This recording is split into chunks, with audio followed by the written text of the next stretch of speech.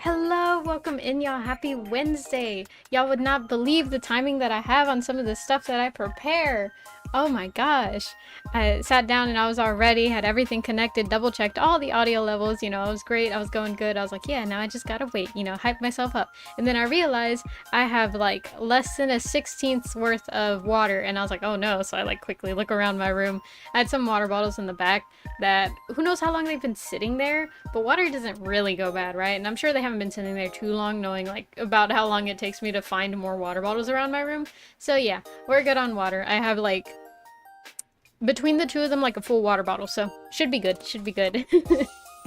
Welcome in, y'all, though. How's y'all Wednesdays? It's around the end of the day, so hopefully y'all have had good days. If not, I hope there's something that you're looking forward to now. Welcome in, fellas. Welcome in, welcome in, fellas. Welcome in, Marionette. Welcome in, Antonio. How are y'all? Welcome in, Stella, as long as you're good on water. Yeah. Yeah, I've learned my lesson definitely more than a couple streams now. That it's like, yeah, no, I definitely need water for streams because my throat will hurt and it will not apologize. Welcome in, Evelyn. Hi, how was your day? Pretty good overall. It's felt very slow. I had a whole moment where like, listen, I'd like, not in a bad way, in a good way. I had to motivate myself, and so like I had to like scream at myself in the mirror and be like, come on, you got this. We all have days like that, I feel, and so it's never bad to be ashamed to yell at yourself in the mirror. As long as it's like not in public, because in public I would be so embarrassed. Like I don't think I don't have that confidence, but I did have enough confidence to yell at myself in the mirror to be like, come on, you're good and you're not bad, and that's worth something. And then it was like, yeah. Gotta hype yourself up, you know? Art time, exactly. Welcome into this room now. How are you? I'm like, I was gonna say I'm like salivating, but I don't want to say why. Oh my god. But anyways, yeah, man, y'all should have seen. I was listening to 21 Pilots, which like that always gets me motivated for some reason. And then I was also watching like this other video where it was like, oh, tips for doing this and doing that and stuff.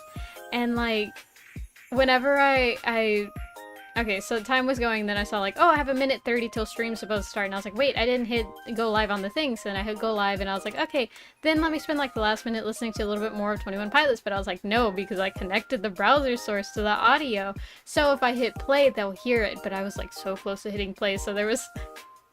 Y'all were like just a smidge away from hearing 21 Pilots on a Paprika stream, but nope.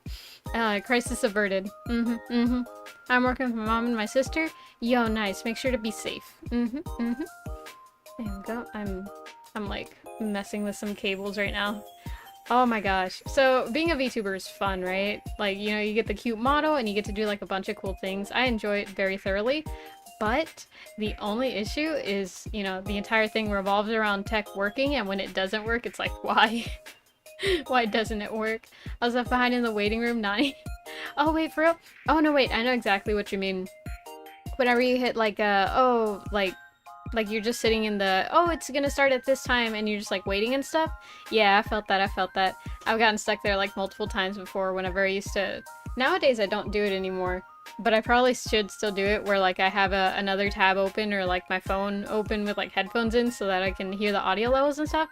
I trust myself too much and it's gonna bite me in the ass one of these days, I swear. But yeah, it weirdly doesn't refresh on mobile.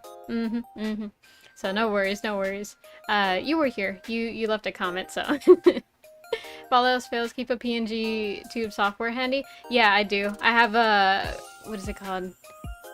Vieto Tube Mini, I think. I forget what it's called, but it's on itch. I have that one all set up, and they always hide behind the fridge, so if in any case my 3D model decides to blow up, which like hopefully it doesn't, knock on wood, hopefully it doesn't, but if it ever were to explode, I can just default to that one, and then it'll be PNG Paprika time. She lives behind the fridge and forever in our hearts. Oh man, it's good to have like different things. But what I was trying to do is get set up like to where you can see my model in VR games, right? Because like I want to do that more often. And so I was like trying to figure out, and I saw this like one software and I was trying to set it up, and when I tell you that gave me like the biggest headache of all time because I couldn't understand why it wasn't working.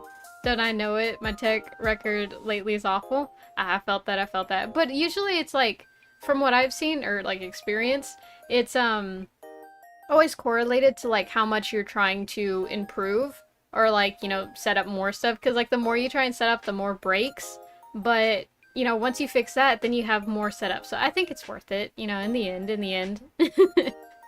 Because, yeah, like, that software is, like, completely new to me. I had to watch, like, so many videos, and even then, it was still like, why isn't it showing that for me? And then I had to actually watch the documentation. That's a very big thing that I learned both in my game design class and, you know, the hard way, because I didn't do that. I was like, no, usually the, like, creators who say, hey, you know, this is here, they do a good job of, like, showing you exactly. And it seemed like they did a good job. But then whenever I was trying to set it up, it was not working, and I was like, why is it not working? And then I went through the documentation, I was all mad, and I was like, why isn't this working? It doesn't show this, it doesn't show that, it doesn't let me do this, doesn't let me do that. And then it was like, oh, well, you know, you're actually supposed to do this, and don't launch it through there, but do it through here. And they literally tell you, and I was like, oh. And then, you know, it kind of worked. It at least fixed, like, a lot of the bugs. I kept having to, like, restart a lot of stuff, and it's just like, why? Why is this so hard? I didn't even get it completely working because I got to like the final step where the export of the output, or like the output was outputting good and it looked fine. The only issue was that it wasn't, what's it called? Transparent. It wasn't transparent. It like had a background of just black, and so because my model, you know, is like darker, I can't just chroma key that out. And I can't find a way to change the background because it's supposed to like send out with alpha so that it's transparent, but it doesn't do that. And so I had to figure out what's wrong with it. I think I might have just needed to restart it, but at that point I'd done so many things to make it get to that point. So I was like, you know what? I will save this for tomorrow. Whenever I get like frustrated enough with something, I will be like, I will tackle you tomorrow. I need to go like succeed at something and prove to myself that this does not make me an awful human being. And then whenever my head is clear, I can reapproach it. Usually it's easier by then, so yeah. Hey Paprika, how's it going? I gotta get ready to head to work, so sadly I can't stay, but bring a bad joke to make up for it. What has more letters in the alphabet? The post office. Oh, God. I thought it was gonna be like a really big word, and I was like, oh man, it's probably gonna be a big word that I can't pronounce. It makes sense though. I love that. Have a good day at work, Radioactive Penguin. Be safe. I know the radioactivity can be a little hard to manage, but, you know, do be safe, do be safe. Let's see, if everything else fails, turn up the hand cam and use a sock puppet. You're not wrong. Oh my god, that would be so fun. Oh man, you may have given me some ideas. The only thing is, like, well, I could make a hand puppet. Hand puppet Paprika stream when? That's the real question. Oh my gosh. Man, I kind of want to write that one down. That's a really cute idea. I love the idea of that. Okay. But yeah, true. Where there's a will, there's a way. It's gonna take a lot of attempts. It's gonna take a lot of work, but there is a way in the end. Let me write that down. Hand puppet Paprika. There we go. I have like so many pencils. I used to have so many pens, and I still do, but like I keep them in the back shelf, so I hardly touch them, so predominantly pencil now. But I like it because, I don't know, I think I write harder now, or faster, I can't tell, but I can hear the sounds of it, like the sound of pencil, and like pencil writing is just chef kiss, you know, it's amazing. I always do like the hand symbols to y'all, but I can't see. And I don't ever plan on getting hand tracking because that seems really buggy, so y'all just have to take my word for it. My hands are flying all over the place anytime that I talk. Oh, Pep, I was testing stuff for Dawncraft server. I encountered a main wolf friend in it. Oh, it adored apples, and I have a feeling you dig it. Yeah. I think I saw something like that in the V-Bumpkin SMP. I think they also have a mod in there. I think it's through Alex's mobs. I could be wrong. But yeah, whenever you give the main wolf an apple, what it does is it releases a scent, like it starts shaking and it releases a scent, and it can be used to attract any animal, and from what I've seen, it works. It works wonders. So yeah, very cool. We just smell so great, you know? So. Peppery Puppet? Exactly. Peppery Puppet is canon. Oh my gosh. It's that whole meme where it's like me talking to the therapist, like, I'm scared of Paprika Puppet. It's just, it haunts my nightmares. I was like, don't worry, it's not real. It can't hurt you. And then there's like an image. One day I'll make it. Whenever I make it, I have to make that meme. They're gonna go hand in hand. Are you ready for Halloween, besties? I am. Well, semi-am. There's something that I want to get done before then. But, like, I was troubleshooting some of that today. And, like, oh my god. Like, when I tell you I was working on, like, 3 different things today. Because I didn't intend to get them done today. but I wanted to at least like get a solid understanding of what exactly I needed to do. And like one of the things required me opening Vroid Studio on my tablet, right? So that I could work on it like on the go, and then I wouldn't have to worry as much about like, oh, you know, I have to be at the desk. Because like sitting at the desk all day, as you know, comfy as it is and as easy as it is, it's not that fun. So like I like moving around my house and stuff, and so having like to like being able to use my tablet and stuff and go to the living room and go to the kitchen, you know, to like just enjoy the space that I have is important to me. But I kept crashing Vroid Studio, so yeah, I'm gonna have to figure that out. Let's see, isn't there a way you can play a game and share the VR cam thingy so you can game with the 3D model, or is it too RAM intensive? I was trying out Live, which is supposed to be exactly that. Like it sets up cameras inside of the game so that it can capture like an avatar movement, and then you can import a VRM file, which is, you know, what I am. And so that's what I was trying to get set up, but like it oh my god, it was so bad. So at first it wouldn't read the game that I wanted it to read, and then I looked up the list and it wasn't on there, but they were like, no, there's still a way to capture stuff in games that we don't support. So I was like, okay. And so I looked at the list that they do support, and I had a couple games on there, but I was like, okay, I can quickly download this one, and I also have this one. So I tried one that was initially already pulling up, but it kept like opening the desktop version of it, and the thing is it's made for VR, so when you're in VR and it's opening up the desktop version, it's not gonna work, and it was like so laggy. And if anyone has ever had a headset on where like it starts lagging, it is so disorienting, and I hate it so much. Like that's a part of why I get fun fact about Paprika, in VR chat I get anxiety with really big worlds because like way back in the day whenever I first started doing VR, my I did not have a computer. I had a gaming laptop that I would run VR on. And so it would very regularly lag in like highly populated worlds. So I kind of got anxiety from that, because I'm like, oh, it's going to start lagging, then I'm going to feel nauseous and it's going to feel bad.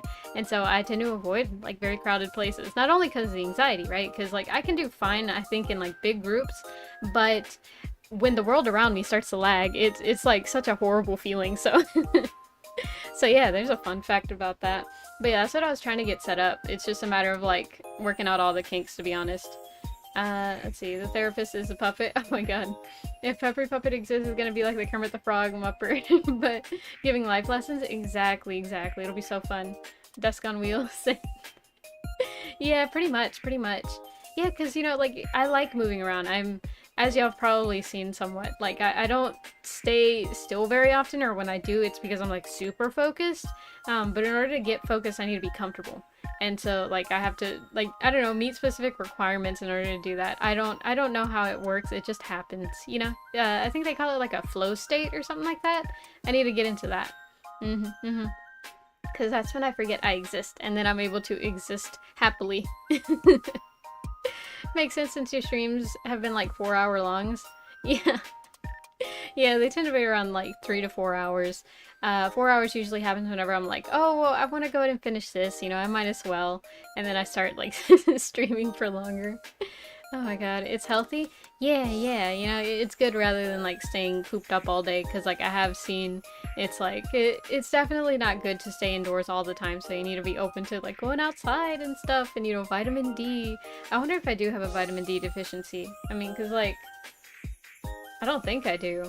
Like, I'm looking at my hand, right, and y'all have seen my hands, I have like a decent tan, so... You know, funnily enough, I wasn't born with a tan. It happened one day whenever my parents took me to the beach, and they left me out to bake for a little too long. And then, you know, ever since then, I was a little tan, so that's... that's a fun factoid of the day.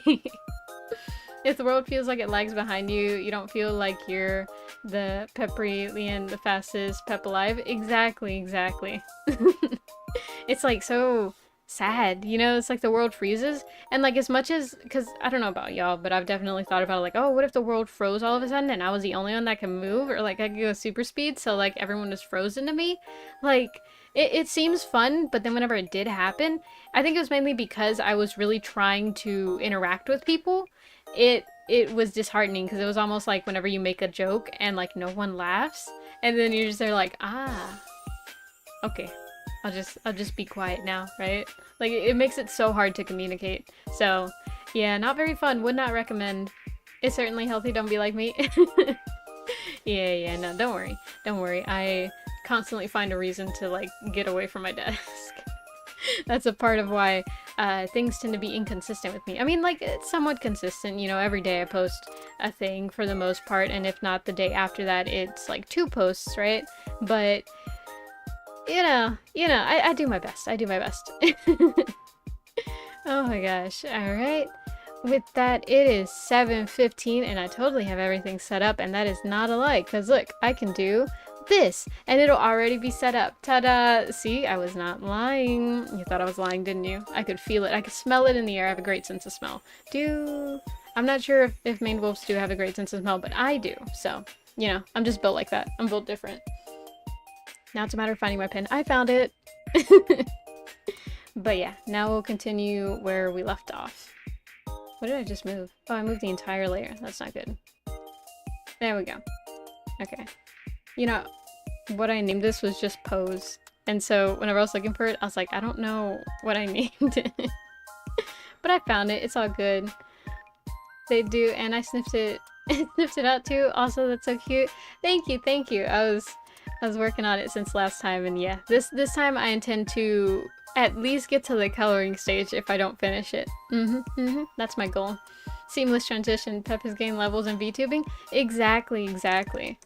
The trick is to like get to know, or like make yourself known for something, and then break that knowledge. Never let them know your next move. Is it this pencil? Yeah, that's what I was using. Am I sure? Or was it 6B? Do I have a 6B pencil? I don't. Okay, so then I was just using pencil. Oh, you know what? I have 6B in Procreate. That's what I was thinking. That's not what I wanted to do. Okay. So, the goal is simple. And you know what I did forget? See, always never let them know your next move. But also never let yourself know your next move. Because it's good for, I don't know, being funny. Oh man, but what I was gonna do... I always have to stop it, like, when it's not in the middle of the beat, because otherwise it bothers me. There we go. Is it connected? Yeah, okay, it is. I knew it was connected, but what if it wasn't? Never trust it. Never trust it. Okay. Now we can do it. Now we're all ready. Let's see. You know, I've been having a lot of fun drawing recently. I don't know, it's just, it feels good. I don't know if y'all saw that piece that I did, when was it? Yesterday? Yeah, I finished it up yesterday. I did it in one day, like the day before. I was a little bit early with it. And then I was like, okay, you know, I'll finish this later. And then I did it the next day, and then I finished it. I forgot to record the sketching phase, but it's probably for the better. Because, like, the sketching phase always takes so long. Because, like, just figuring out where I want everything to be and stuff. It's frustrating at best. And then... what's the word? I was gonna say debilitating at worst, but that's not how bad it is. It's just like annoying, because it's like, like I know what I want, but also I don't exactly know what I want, and because of that I don't know how to draw what I want. There we go. And then that. And so I'm happy to announce, right, that the music, from what I've seen that I've been putting on in the background, has not been getting me copyright striked, so I think I somewhat understand the copyright system. That's a complete lie, but I do understand that this channel that does make copyright-free music, it is in fact copyright-free, so I've learned that. Right there would be good. It would be good to cut it off there, because right here it feels like it intersects with that line. Which does not look good for some reason. I don't know the exact reason. I didn't take an art degree. I took a art adjacent degree. I was gonna say agree, but that's a different word. Let's see. So how have y'all been doing? Has any of y'all decided to take on the challenge of Inktober and such? You sure about that? Fine, if you can smell me. What do I smell like? You smell like... You smell like rubber. Yeah, I'm pretty confident. Still figuring out music for my videos. I use Pixabay so far. It's generic-ish music, but I'd like to find more sources. Oh, I got you. Let me copy their channel name. So this is a person that I use and the only one that I trust. I don't know them like personally, but I just happened to find them and I was like, you know what? Let me just try. So that's the person that I use. They have like various whatchamacallit, playlists or like compilations of music where it's just like all copyright free music. And from what I've seen, I haven't gotten any strikes, so you know, been pretty good. Hints of rubber, red, and a bit of beef. Exactly. See, very keen sense of smell as us too. Yep. It's an innate talent, we can't help it, but you know, it works in some cases, like I was gonna say figuring out the difference between oranges and mandarin, but honestly I still struggle with that. But I think in terms of like finding which drawer they're in. Because like, I mean, I don't know about Stella personally, but me, I forget where everything is. So being able to sniff it out, you know, very nice. Comes in very handy. There we go. Oh yeah, have y'all seen... Okay, this is gonna be like kind of dumb, right? But bear with me, right? There's been an audio kind of trending, right? Where it's like people showing their followers and stuff. Not followers, not showing their followers, but rather it's like... Okay, it goes to that audio from Hamilton where it's like, we're reliable with the ladies, right? And I love Hamilton so much, so of course it caught my attention. My audience is not with the ladies, so I swear I saw an arm around the door. That scared me a little bit, but it's okay. It was just a cover. Oh my god, when I tell you my heart sank for a second. I'm scared one day to look because the thing is my dad does this thing whenever he gets home that he like he'll peek in through the door, right? And so whenever I'm streaming I'm like, you know, hey, you know, I'm streaming, and then he'll be like, oh, okay, and then he'll leave, right? But I'm scared to one day like look and, you know, see him and be like, oh, you know, it's dad, and then for me to check because I have a not like I'm stalking my dad, right? But rather we have the thing to see where each other is. Like for safety and stuff, you know?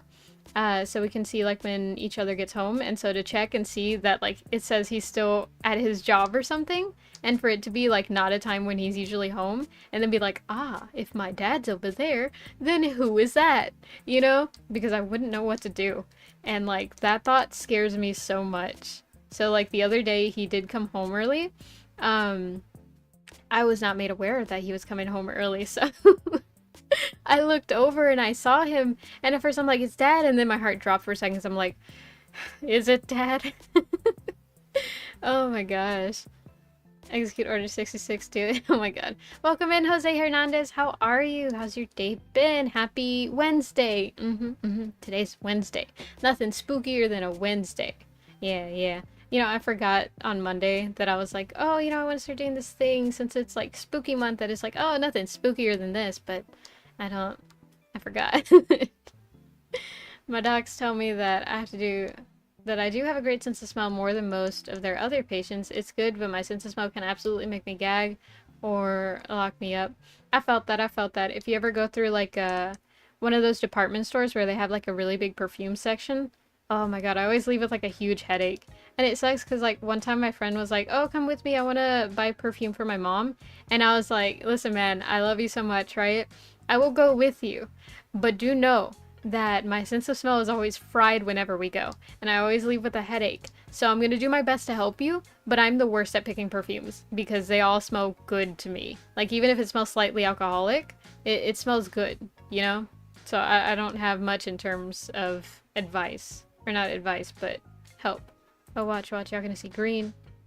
It wasn't working for a second, so I had to like do that again. It's still not working though. What? That's weird. Okay, now it works. I just noticed that it never worked. Oh well. Let's see. They smell too good? For real. My day at mid? Aw, that sucks. I hope it gets better then. Hopefully I tell you a joke that's like super amazing and awesome and you'll be like, oh man, thanks Paprika, you changed the course of my life with that joke. You know? I'd like to be that one day. I think that's like a big goal that I have in my heart, believe it or not. That is like I want to be one of those reasons where it's like, oh, the entire reason that I'm here today is because, you know, I saw her stuff. Because I definitely have, like, my own stories of who has made me be to where I am today. But I'd like to be that, you know, pay that forward. Because I think that's the best thing you can be in life, you know?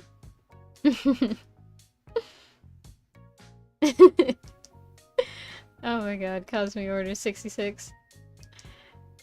You know, funny story, right? So, if anyone's ever watched Estella live, right? She does this thing where she uses her, I could be saying this wrong, but Kenomimi powers, I believe, or something like that. And so she hits you with a beam, right? And you gotta roll to avoid the blast. The amount of times that I've left her stream full on furry because I did not roll to save my life. Like, as in I did roll, but my number was not a winning number. So, you know, sadly, just a maned wolf walks away from the chat. Oh my gosh, very fun, very fun. Oh, I was looking for the thing, but are you gonna go away? There it goes. So I was looking for this so that I can see, okay, 4 stars in each corner, and where am I? We are, that's a hand, that's a chest piece, there we go. Kemono Mimi, that what it is. Kemono Mimi beam. I can still hear it in my in my sleep. To me, you are a star. This is why you're my favorite YouTuber. Oh, I appreciate that. I appreciate that. I hope to one day be a Polaris, but I'm just a little, I don't even know. I don't even know a lot of stars. I think that's the only star name that I know. Does anyone here, what is it, astrologist or cosmonaut? No, cosmonaut is just another word for astronaut. What do they call them? People that study space. Because I know, no wait, astrologist is the people who are like, your star sign and stuff. Astronomer. Yeah. Is anyone here an astronomer? Can someone tell me about star names? Because I need to know more star names so that I can complete the metaphor. There we go. Ba, ba, ba, ba, ba, ba. There we go. Need food? Okay, eat, I was about to say eat safely. But actually, yeah, eat safely. Chew your food. I know too much about space? Oh, bet. Info dump, my friend. Info dump. Because I love me a good info dump. That's how I know so much. Because I have a lot of friends who info dump. And I'm very proud of it.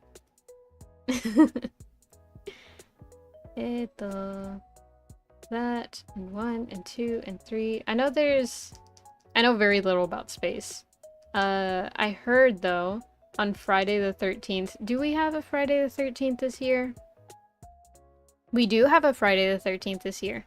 Yeah, because I saw a video about it, and it was like, oh yeah, we're gonna have like a blood moon and an eclipse or something like that on Friday the 13th. So this will be like the spookiest Friday the 13th that we'll have. And it's just like, oh my gosh, that's crazy. Hi Paprika, hi Nex, how are you? How's your day been? I hope you're doing well, and if not, I hope it gets better. Your day and your life and everything.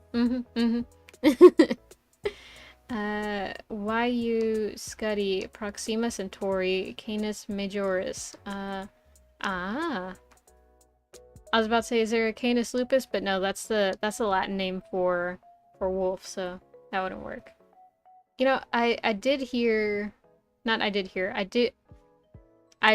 kind of know my scientific name, but I don't remember it. It's like, see, because like it's like one of those memories where it's like I know it, but the moment that I try and like grab it, it disintegrates in my hand, so I can't remember what it is. But it's like cryocyssin or something like that. Like, now I can't remember. Like the last part is like CHRYOS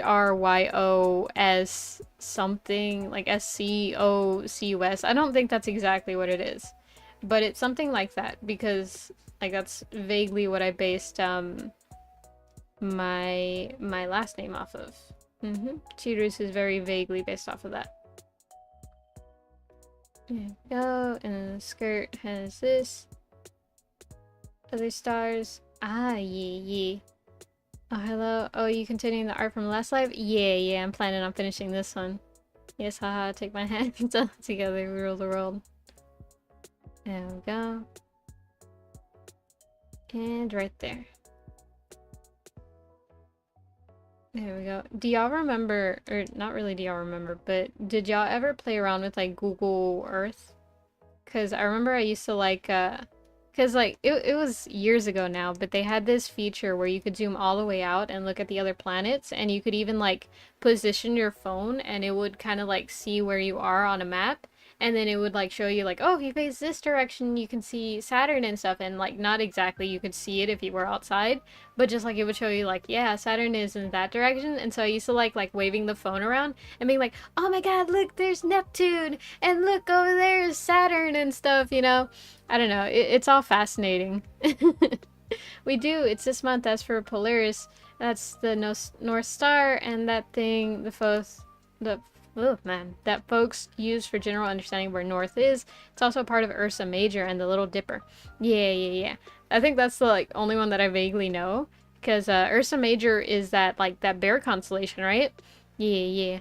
And then it like intersects with the Little Dipper and stuff, which like I can't point out in the sky, but I know it exists. Too many people have said that it exists for me to be like, no, it doesn't exist, so I have to believe it. I don't know much about names and stuff, just random facts. Since a kid, I love space. I was obsessed with knowing what's inside black holes. ESL joined forces and peppery ass. I'm down. Oh, bet I got two astronomers on my time, on my, oof. Vowels. The vowels are what gets me. Two astronomers on my team, bet. We will...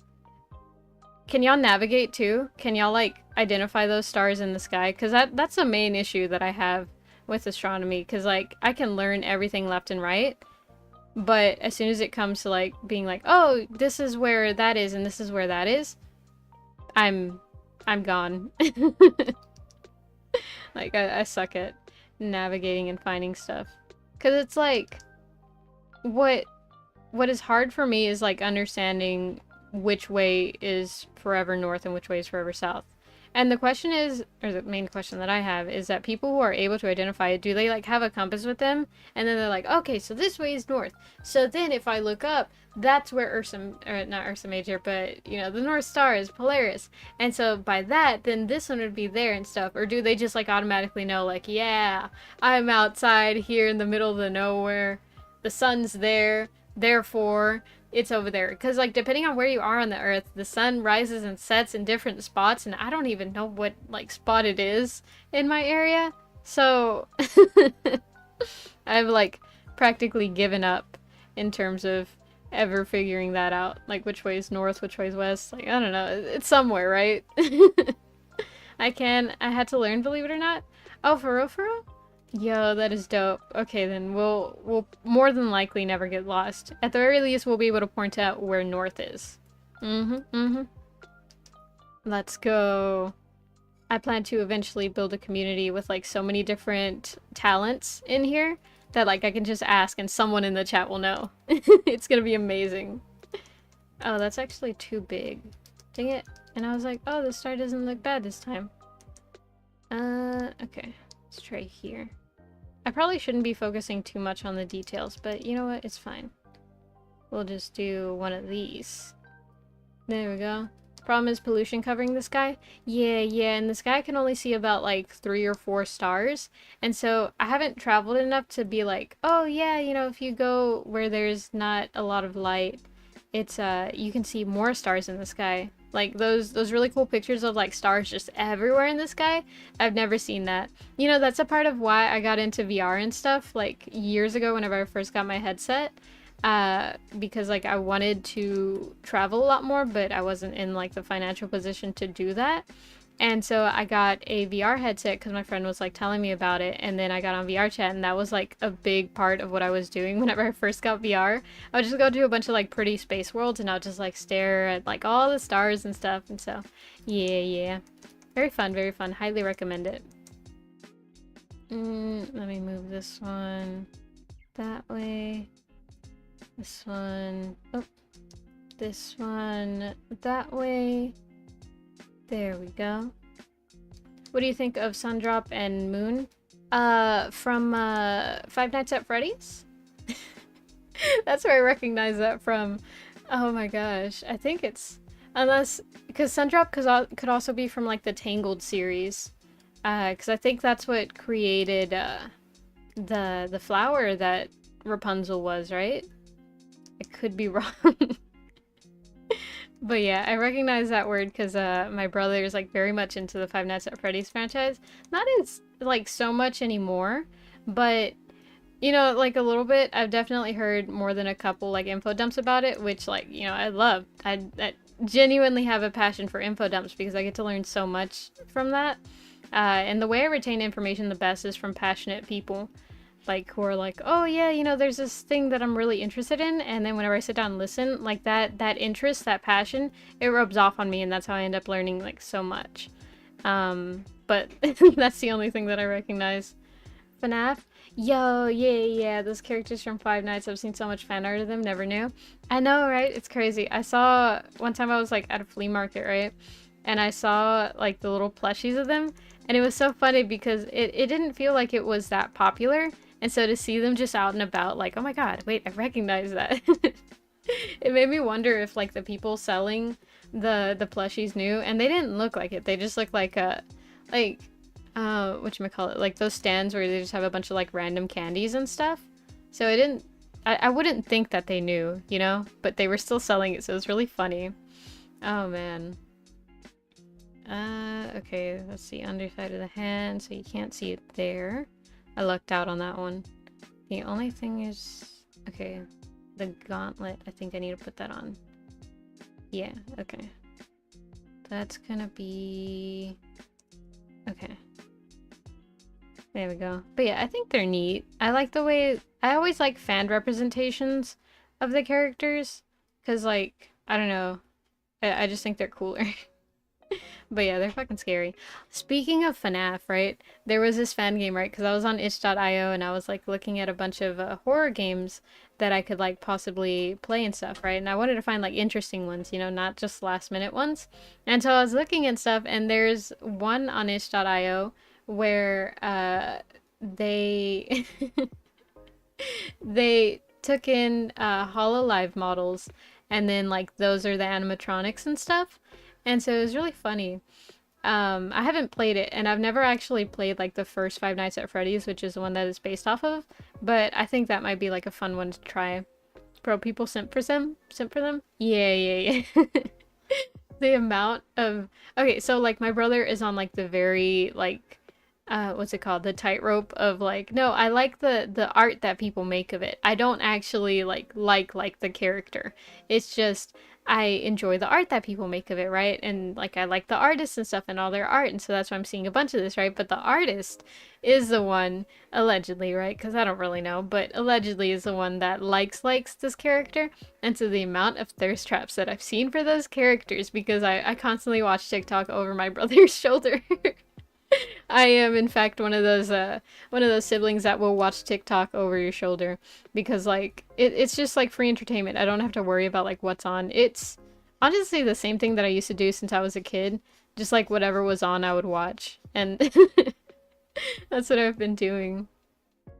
What were the members of Halloween Myth or I don't know. I think Pecora was there, but I don't know. In terms of like actual generations and stuff, I don't know like who's from what gen and stuff. But I know it's on itch. It's like Five Nights at Halloween, I think. MTF Beta 4 Castaways. Welcome in. How are you? How's your day been going? I'm doing art today. Which would be surprising, but it's a Wednesday and I do. Well, assuming that it's a Wednesday for you, right? Because it's a Wednesday for me. But yeah, we're talking about, heck, I don't know, at this point, a HoloLive game based off of Five Nights at Freddy's that I saw on itch.io. It looks pretty fun.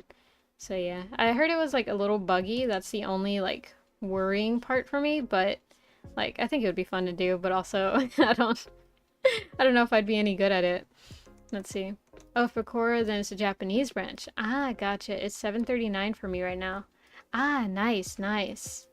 have you enjoyed your day then? Because it's like, I mean, I was gonna say it's just about wrapping up your day, but like I got called up by my dad earlier today because he was like, I've noticed that you're staying up more. You shouldn't be doing that. And I was like, I know.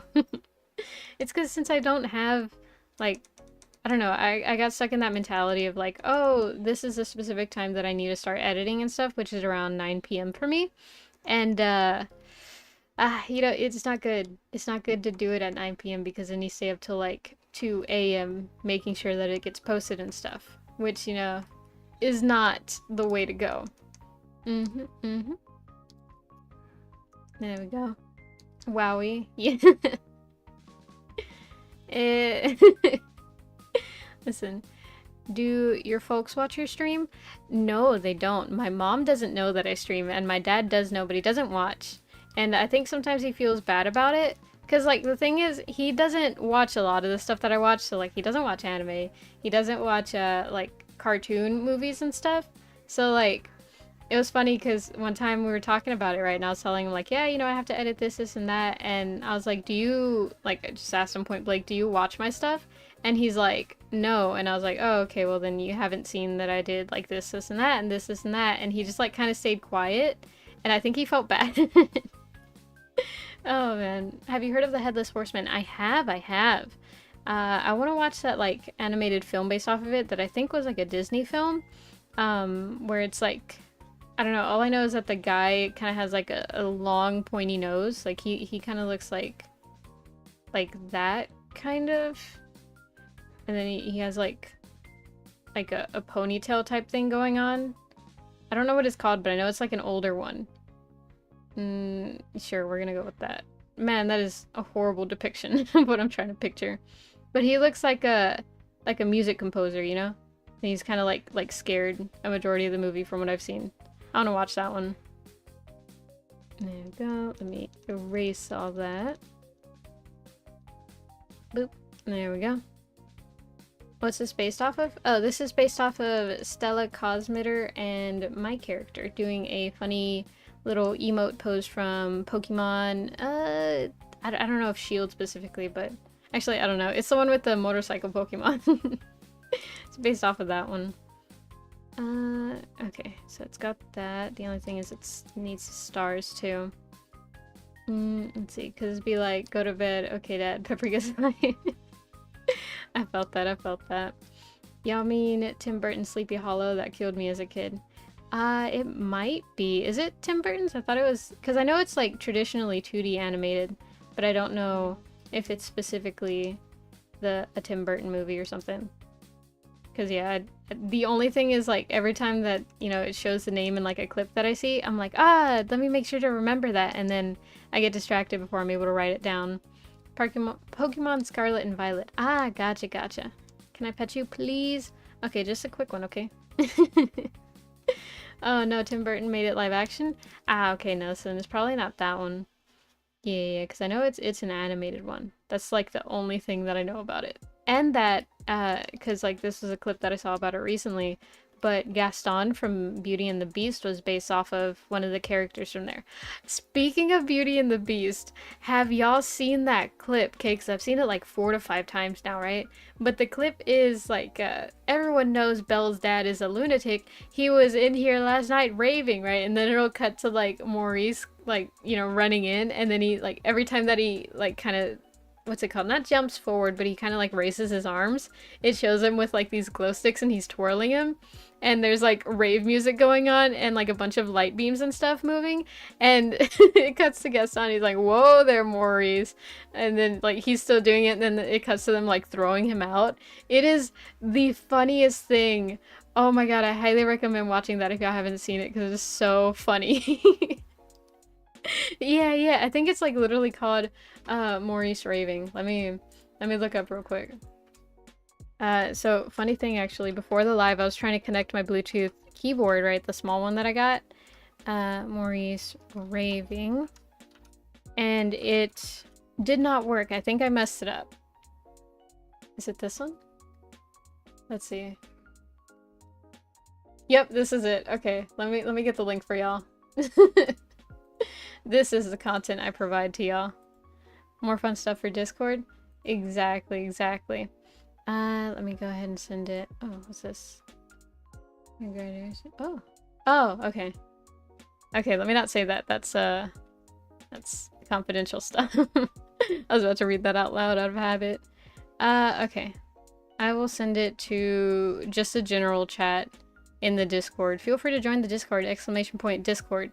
Ideally, if it works. If not, it should be in the description. Because Stream Elements, I think, may have gone AWOL.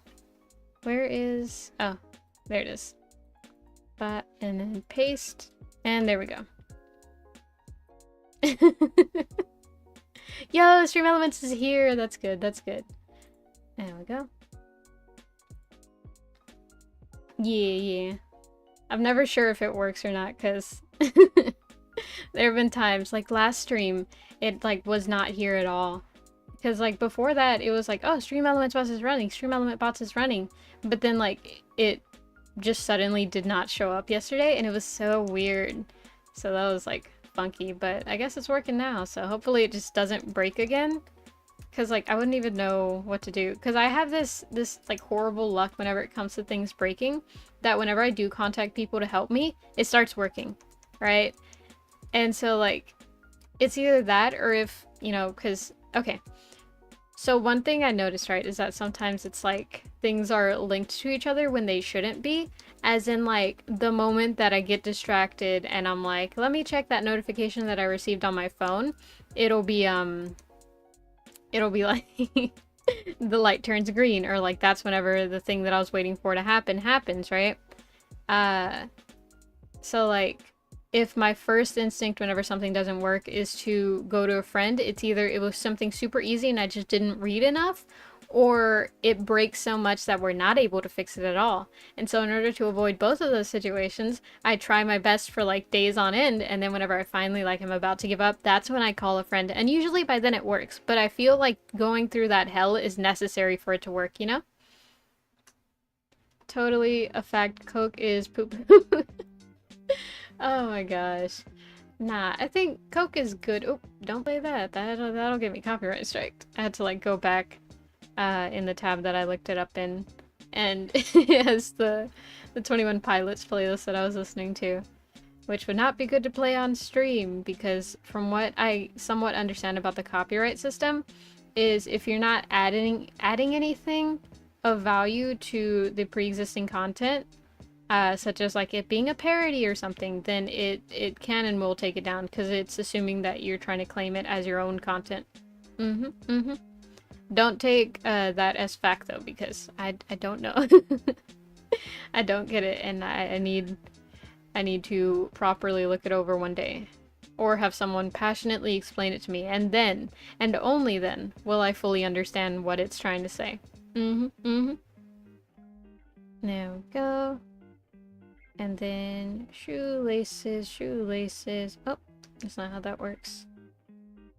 There we go. I still gotta do today's Inktober, and today's theme is zombie. So I was playing around with like various ideas on how to do that, and like I'm having trouble figuring out what to do. Because like I keep playing around with the idea of either making it very cutesy or very gory, and the thing is I'm not good at gory. I'm not good at gory art, so like I don't want to go too far into something that I won't. Well, then again, it's never bad to try. You know what? Maybe I will go full gory. I want to have like a... I don't want to spoil it either, but I may have body parts falling off and stuff. Like nothing too bloody, you know, nothing too like, whoa, it's just more so cartoonish, like dismemberment. You know, when you say cartoonish dismemberment, it doesn't sound all that like fun, but trust me, it'll be funny. Let's see. You have to transform it to the point it's significantly different from just watching the original. Yeah, exactly. Like that's why whatchamacallit, the I react to this type streams are sometimes fine. Like the music, not so much, because that you're not really changing it.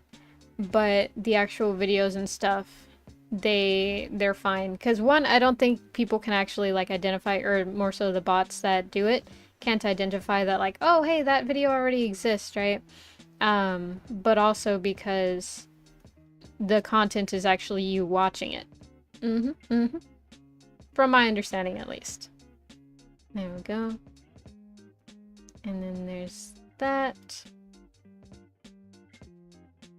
Now I'm thinking of like all the cartoon death stuff that I've seen. Like just from Looney Tunes and stuff, you know, those like lighthearted ones where it's like, oh yeah, you know, they do this, and you know, it's played off as a joke whenever you're watching it. But like looking back on it, it's like, oh my god, there's so many of them. Man, the anvil stuff, the you know, falling off a cliff and stuff, and then they always just like break their leg, or like, you know, their leg is a cast because it's not even sure that it's broken. When you break a leg, is it broken or does it heal? Because I know there's certain body parts that like they don't heal, and so there's no coming back from that. Like I think there's a certain part of your leg that if you hurt it during sports, like that's it, you don't get a second chance. But there's other parts of your legs where if you hurt it, then it's like just really, really try not to hurt it, because if you hurt it too much, then it's also irreparable and stuff. What has helped me draw gore has been to play with textures, learn to draw sponges, spider webs, warts, skins, short hair, and other grungy textures, and then just color them fleshy red. Ah, that's a good idea, actually. Yeah, take a not advantage, but make use of different textures and stuff, and being able to portray those so that it looks like. Because I think the whole point of gore, or not I think, but rather I know the whole point of gore is to make like people unsettled, and so to be able to take advantage of that like unsettling feeling, I think would make you a more effective gore artist. So yeah, that does make sense. Thank you for that. I'm gonna sneakishly, very sneaky, get a screenshot of that so that I know to practice that later. It freezes everything, so give me a second. There we go. Let's see. That one person's school will be like, wait, that one person be like in school with the teacher's pet. I come back, I guess? Oh, welcome back. I guess, you know. Let's see. Oh, here. You know what sucks whenever like the internet is cutting out a lot? It was kind of doing that right before it, so I was kind of scared it was going to be very buggy, so I lowered the latency.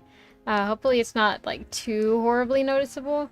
It might be just a little bit, but also it might just be because like I get distracted very easily, so in the time that it takes for me to finish a story and then read the comments. I think like 2 more comments have come in.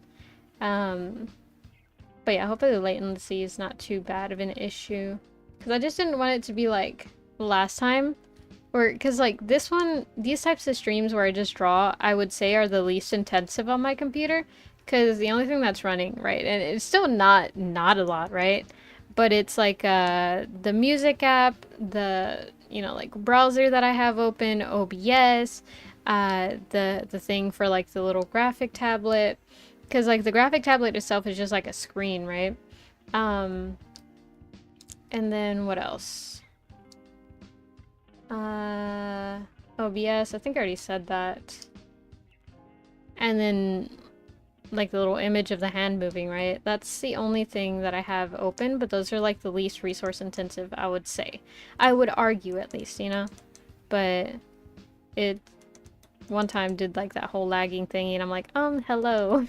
You're not allowed to do that for ones where I'm not trying to like run the entire like supercomputer on my computer. Speaking of which, right, I forget what they're called, but more than likely someone knows, because I found this is like a very common thing that people know. But what's that word? The microcomputer, the computer where it's like so small, it's like a supercomputer. And the only way that I really like know how to describe it that makes it special is that it runs so small that it would change the computing power, because it runs faster with less resources and stuff, and that's gonna be like the future of computers or something. Like I think I'm gonna say atomic computer, but I don't think that's right. Quantum computer, yes, that exactly that. I knew someone was gonna know it. Horror need not be gory though, so play mostly with uncanniness and unexplainable wrongness. And bam, true, you might just need little to no actual shock value. That's why liminal horror in the background work, especially without the monsters.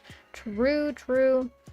But yeah, it was the quantum computer that I was talking about. I had this tutor that helped me a lot with what was it? It was like It was some type of programming homework. I think it was Java. Yeah, it was Java. It was Java homework, right? And so like I paid them and everything. But like every now and then they would like tell me a bunch of stuff like, oh, there's this thing, because they like were an actual computer science kid, and I was the art kid that was required to take computer science classes and stuff, right? So it was not my strong suit, so I got a tutor for it, and like it did help my understanding of it. But he told me like all about that and stuff, and it was just like, dang, because like that is crazy. My understanding of it is that like it runs on like molecules smaller than atoms or something, and I think it's something with extreme temperatures, but I can't remember what exactly. And so like that is just crazy to hear about. I remember he was telling me all about this. And the only thing of value, well, not of value, right? Because everything there was valuable, right? The knowledge and stuff, right? I wanted to retain all of it, but the only thing that I did end up retaining was that so here's a funny little thing if you didn't know, right? Back in the day, right? Back in the day. Like before the 10 system, what we used to do is count by nines, and the reason that we would, right, is because the hand, or like the fingers, are made up of 3 segments each, right? 2, 3, bat 2, 3, bat 2, 3, right? And so you can actually count to what's it, 5 times 3 is 15, to 15 on each hand, so that's 30 in total, because it's 1, 2, 3, 4, 5, 6, right? And you can use like your thumb to keep track of it, so it's like 1 and then 2 and then 3, stuff like that. And so you can actually count to 15 on one hand. Uses electronics rather than binary code, so it's not only flexible, but it can compute everything all at once, perfect to crack codes and compute things. Not great for everything, but for analysis. I'll send a thing on Discord for it. Yo, bet. But yeah, taking notes, and Jada and Troy is playing with toys. I don't know who they are, but hopefully they're enjoying it. There we go.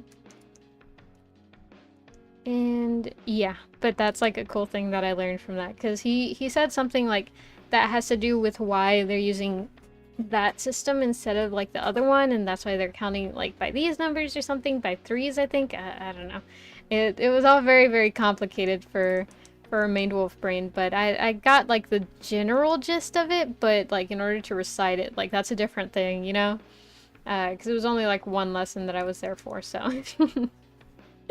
But yeah, very interesting, very interesting. I've learned like various things. So like I know that like a quantum computer exists, and it's like very, very fast, right? And very awesome. But like in terms of like actuality, like, oh, well, what does it do? How exactly does it work? It's like, oh, well, that's a different thing. That's the part that I didn't really get. There we go. Okay, the inside is galaxy. That's cool. Let's see. In school? Ah, gotcha. Make sure to, like if you're... I don't know if it's like you're a student in school or if you're a teacher in school, but in case you are a student, do prioritize your academic stuff, because I don't want to be the reason for somebody to to flunk out of school. Hello, yo, welcome in. Your name, how are you? How's your day been? Happy Wednesday. I'm stressing days now because it's like I need to get better at learning what days it is. Because there was a time before that like you could ask me what day, and I would not know. I would just know today is today, and tomorrow's tomorrow, and yesterday was yesterday, and that's all I can tell you. There we go. Just gonna like indicate that I need a lot of stars here, because I have brushes for that I'll get into once I start coloring. I hate how like there's times where I don't focus and everything turns out fine, and there are times when I do focus and things also turn out fine, but sometimes when I don't focus, things like get too aligned, because if they're all in too much of a straight line, then I don't like it, because it doesn't look as scattered as I want it to be, I do not have Discord. Ah, that's sad. Yeah, you can't really do much in terms of that. Are we the 4th of October? Yes, we are the 4th of October. Happy October 4th. Can I call you, Pepper? Yeah, sure. People call me lots of things. Pepper, Peppery, Paprika. I think people have yet to call me Rika, but that's probably for the best, because there are a lot of Rikas. Today is tomorrow is today. Seize the future, chew on the nearest object of fixation. Yeah, yeah. Just make sure to I don't know, disinfect it beforehand because the amount of objects that we touch in a day is actually insane. So anytime that I'm like because I used to like lick Cheeto dust off my fingers, right? But nowadays, like I don't I like think about at least the most recent thing that I touch, which is usually my phone, and then I'm like, it's not going in my mouth. I gotta go wash my hands, which sucks because like I want to get the flavor right, but it's not worth the risk, you know? It's not worth the risk. I'm too scared. Yay, Halloween! Exactly, exactly. We're so close to Halloween. Are y'all excited? What are y'all gonna dress up as? I am gonna go as a pumpkin head. That's gonna be what I'm dressing up as this Halloween. I'm excited because that means I get an excuse to do paper mache. Gonna have a paper mache night with my siblings, so I'm excited. I'm excited. Let's see. What's interesting is that the smallest we can make a computer, things interact too differently in the quantum world, and because parts now are coming as small as atoms, well, yeah, yeah, it's like crazy how small it is. Because like, I know that like, it's like, oh, we can only go that small, but like that's really small, you know? And so it's like, oh my God. Like if we continue to pursue that, can you imagine how things would change throughout the years? Because like, here's the thing, right? I feel like those people from like the 80s where they're like, this is the future of, you know, science and stuff. I keep making two. Okay, just make one and there we go. Okay. Um, but like those people who are like, this is the future of technology and stuff, right? Because what I used to think the future was that we would be in school, and I was kind of naive at that age. I was like, oh, we're gonna get there in like a couple of years, you know. By the time I'm in high school, then we'll be already using this future technology where like there's no need for paper anymore because it's all like what's it called, holograms and stuff, and we have our worksheets done on holograms that are downloadable and stuff, and then like we can like touch screen everything even though it's hologram and stuff. And then like it would make everything portable, right? And like it would be so awesome. We obviously haven't gotten to that point yet, but I wonder if that's doable, you know? I wonder if we can get there. Cause like I know there was a at one point a whatchamacallit, a keyboard that was like a projector keyboard, but I don't know if that one was ever real because I think that one was like on one of those sites where it's like AliExpress or something. So I don't think that one was real because I think I saw one. No, no, no, it was on a Wish Haul one. Are cats ham or I don't believe they are ham because ham is pork, isn't it? It'd be really embarrassing if I was wrong. I need to see to pick a costume actually. Now that I think about it, do I go ham or take it easy for once? It's up to you, you know. But then again, today's tomorrow is the future, and so seize the moment. I don't know if I said that. Today is tomorrow's today. Today's tomorrow's today. See, today is tomorrow. Tomorrow was yesterday. So today is. Mm-hmm. Yeah, that was the statement. Oh my gosh. I think the Jetsons apparently said on 2021 or something. Wait, for real? Oh man, that's embarrassing. We ain't got no flying cars.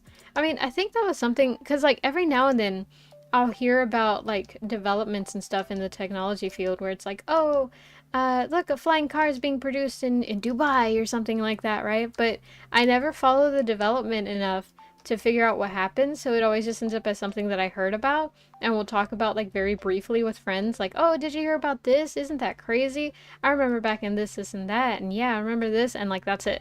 And that's the last that I'll hear of it. And so I always wonder what happens with those projects. There we go. Cause yeah, do jetpacks exist? Dude, cause like, okay, that's gonna sound kind of dumb, right? Because like there's a bunch of jetpacks in games and stuff, so obviously they have to exist in some capacity, but are there any that like work exactly how they work in games to where like you just strap the backpack on and then you go? Because I remember I saw like a test of one or something, but I don't know if they actually made one that works. Because I remember I don't know if it was like a game theory video, but it was like, oh, like technically this would be like very dangerous because the speed of force that you would move at if you move too fast would like shatter all your bones or something. It's just like, ah, okay. So it's like, I wonder how close we are to being able to succeed at making those things. Cause like, I don't know, I find that really, really exciting, you know? Because like, yeah, there's a lot of stuff to worry about nowadays, but being able to look forward to like new developments and stuff, that's a cool thing, I think. Because you know, people back then, they didn't have a lot of this stuff, so like, I think it's neat. I just think it's neat, that's all. Jetpacks and water jetpacks. They have races with jetpacks. Wait, so they're like a real thing now? Oh, hold on, I'm like scratching my eye. Cause like, okay, here's the thing. I have a memory of like this video, right, and very grainy, but like this person like flying in a jetpack, but then I also have like somewhat of a memory of someone being like, this is completely staged and fake, and you can see the green screen, and so it could have very well just been like a commercial or something, you know? Because the amount of times that I've seen footage and I'm like, oh my god, look at that, that's a thing that exists, and it's just like a commercial for something, and it's like, oh, okay. Commercials are like so they're so persuading to me because it's just like, ah, this totally real thing is there, and look at it, and it's like, no, that's just a commercial. It's just CGI, or it's just like animation, or it's not real. It's scary, it's scary. I don't think I'm super gullible, but like it's dang it, I touched the screen, so now I can't. Oh well. Yeah, no. I'm not the type to fall for like, oh look, gullible is written on the ceiling and be like, what, where? Because I fell for it once in kindergarten, and ever since then, never again. The amount of times though that I have been close to doing that. There we go. I think it's like, it's necessary for us to either experience falling for it ourselves, or well, I was gonna say like watching someone else fall for it, like if, you know, you were watching a streamer and, you know, somebody in their chat is like, oh, look, it says gullible on the ceiling, they're like, wow, where? And they're looking, and then they're like, ah, I see what you did there, right? Technically you fell for it too. Well, not really you fell for it, but if you for a moment did believe like, oh, it says gullible on their ceiling, how did that other chatter know it, you know? If you fell for that for a split second, then, you know, you fell for it, and then you learn from there like, oh, that's what it means, right? Because it doesn't come off like, it's not a very straightforward joke, but it's something that like does make sense afterwards. There's been a lot of things that I've been misunderstanding. And I say this because like it says gullible on the ceiling, it makes sense because like it's to make you look, and then like, oh, you are gullible because you looked, right? Because you fell for it, which isn't like, it doesn't make complete sense to me, like why would that imply that, but I just know that it implies that, and that's why it's a joke, right? But like, there's so many things like looking people in the eye, you're not just supposed to like stare into their soul, you're supposed to like look in their general direction and stuff, which is crazy because I thought I genuinely was supposed to be looking in their eyes, and so the amount of times that I've like had to focus, like I must look directly into their soul, it's embarrassing. Since the thing looks real so far, I've seen jetpacks powered by water. Yo, dope. Okay, so then we're not too far off.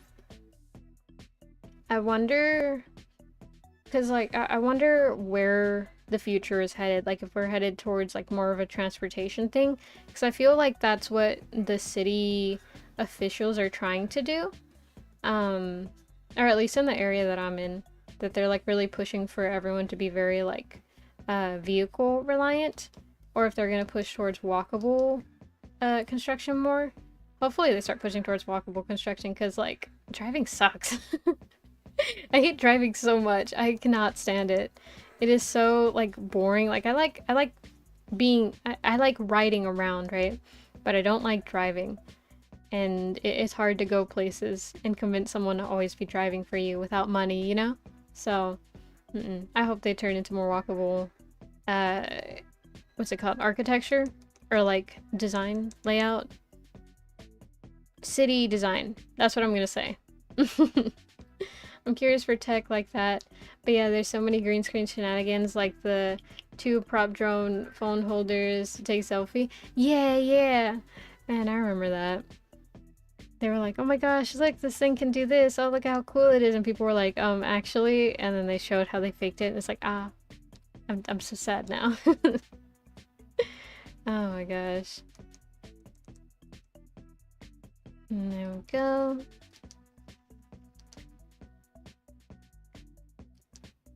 have y'all seen those art videos that it's like, it shows like what line weight does and stuff, and like how you're supposed to use it differently? Because I've seen it, but I'm bad at implementing it. So I think that's like one thing that I want to try getting better at. Someday, not today. I mean, ideally I would like to implement it, but I'm not sure how to, because I need to study more. I need to study more and then figure out how to implement it. Create a plan, and then execute that plan, and then be really awesome. That'll all be in the plan. Infrastructure and safety is a major investment that provably people opt up better for holic. I can read, I promise. I promise you I can read. Fuck, okay. Okay, let me try one more time. Infrastructure and safety is a major investment that provably people opt up better for helicopters, for flying cars, and bridges to travel on the Z-axis. Okay, that is just as confusing as when I read it, but I think I vaguely understand, because the Z-axis is... Wait, okay, so... I know it's like that. The y-axis is here, the x-axis is here, so this is z-axis. So, up inside, right? I think. Listen, that is like vaguely math related. I've lost all of my math abilities. Not all of them, but a majority of them. The last time that I did math on stream, I did it wrong. I did it, like, well, but I did it wrong. Because the answer was wrong, but I did do all the steps. I just did not do it right. It was embarrassing. I was only like 1 digit off. Because it's just like, I put the decimal in the wrong spot, but still. I was like, looking back at it and I was like, oh. I am not a math VTuber. Oh man. You don't have line weight? I do. It's just I don't use it effectively. Because I always like push too hard on all my drawings, so it creates like very chunky line weight. What I should be using is vector lines, so that I'm able to like cheat my way through it, which I used to do that, but then I got too into like, oh, I can move the lines around as I need, and then like I won't have to worry about it as much, and then I was doing that, but it took too long to finish them, and so I wanted to improve my speed at that time, and so stopped doing that, and might have nerfed myself. Z-axis is up, right? No, isn't the y-axis up? Because it's like, what is it? X equals, no, y is x b, something like that. The y equals, y equals b over,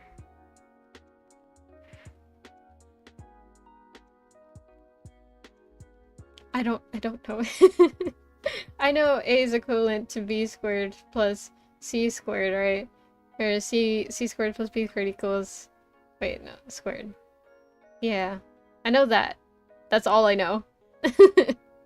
Y-axis is up and down. Y is vertical, yes. Okay, bet. Z is moving around the plane in a 3D manner. Yeah, okay, that makes sense. Because, yeah, I know it was on the, like, the grid, too, but I didn't understand where. But yeah, you're right, it would be like... put a box here, and then a box over there, like that, kind of. It'd be like that, so like coming towards us, right? Y would be there and X would be there. That's all I know. But I don't know that equation that I was trying to... Ooh, I did a bad thing. There we go. I don't know that equation that I was trying to go for. I should have, but I didn't. I was unprepared. What is bro drawing? I'm drawing Stella and me doing a pose, an emote from Pokemon Scarlet and Violet, right? Let me check. I'll scroll up. I could cheat. I have an automatic memory because of this chat. Unless I don't. Yeah, Pokemon Scarlet and Violet. Yeah. Y and X alone is a flat plane. Z is 3D. While chat delay is delayed by a hot minute. It might just be me. Because I am delayed by a hot minute. Let me see. I'm typing I right now, and then I hit enter. And so it's delayed, like, not by too much. See, it's, like, right there. But I'm delayed.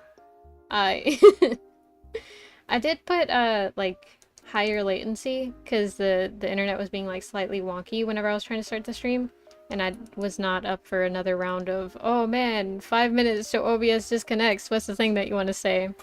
You? How dare you, Kun. Welcome in. How are you? How's your day been?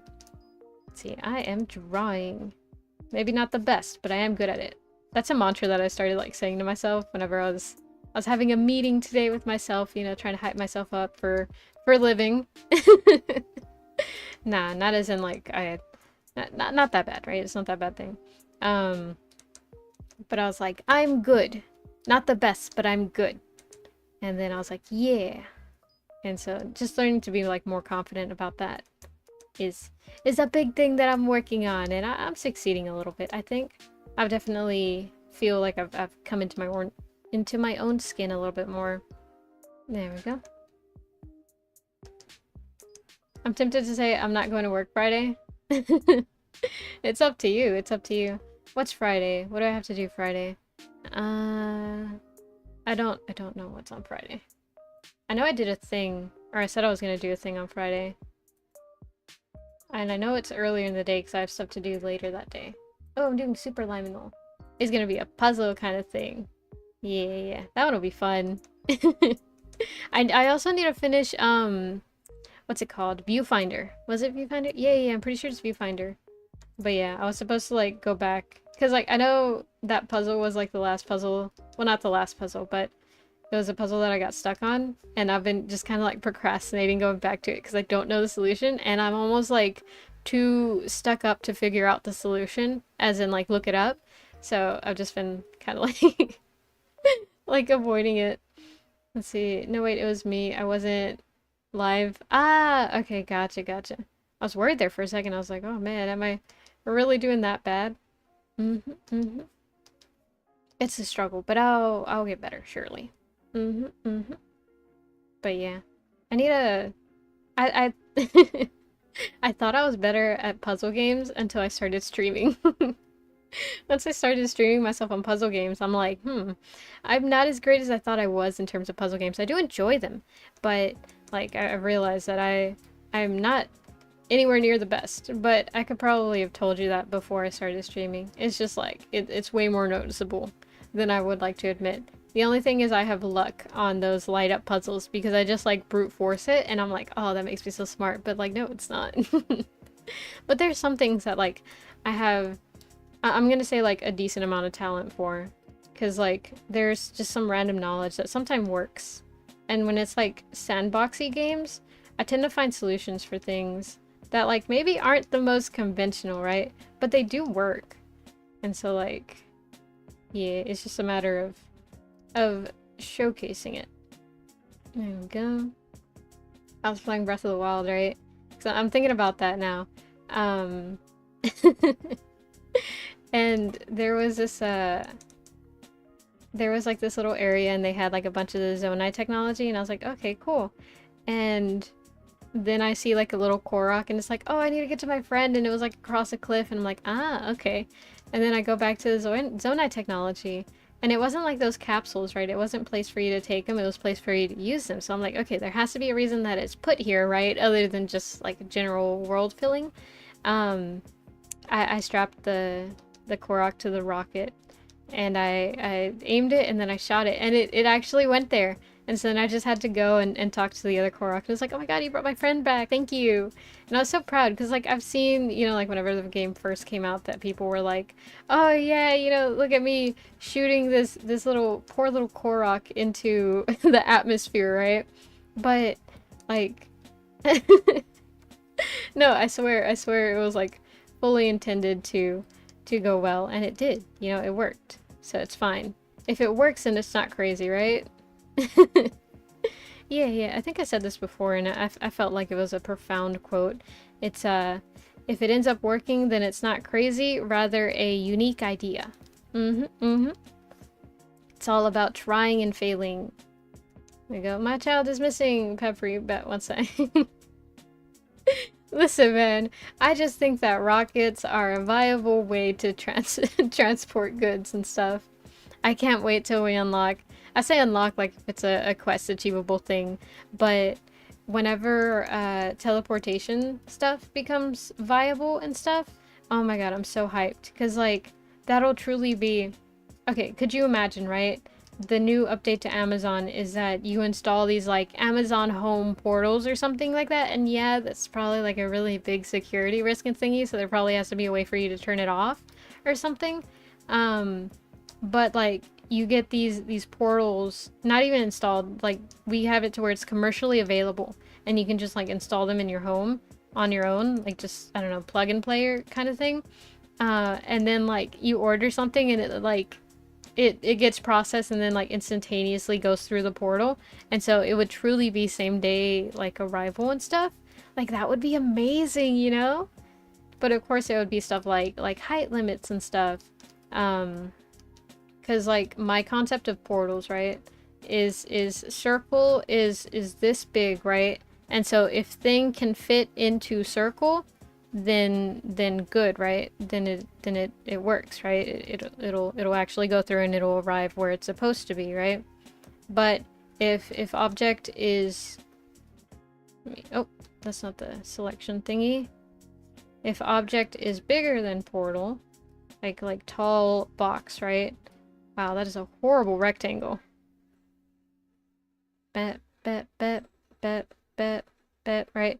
If object is bigger than portal, then it is not a viable means. Well, then again, you could turn it in this case, right? But assuming that is like both bigger and wider on both sides, right? So like this side is also bigger than the portal, then it would not work, right? So that's my understanding of portal. So it's not just like you beam it to the other side of the portal and then boom, you know, amazing. So you could ship like a whole bouncy castle fully blown up, you know? Not like that, but if you were able to do that, like that would be amazing, you know? We could do like so much better in terms of the postal service and stuff. Like I don't know, I just think it would be really cool. There we go. And it kind of reminds me of, depends on the tech, because we just make wall-sized portals or under bridges that are portals. Two. True. World connectivity? Yeah, exactly. We could do like international shipping. It would reduce the cost of international shipping. Well, honestly, that might be like a little more political than we would like to admit. Stuff like, oh, well, how do we know that things coming in and out of the country are good and stuff like that? You know, probably too much politics there. But like it would make things so much easier globally, you know? And so I just think it would be really cool.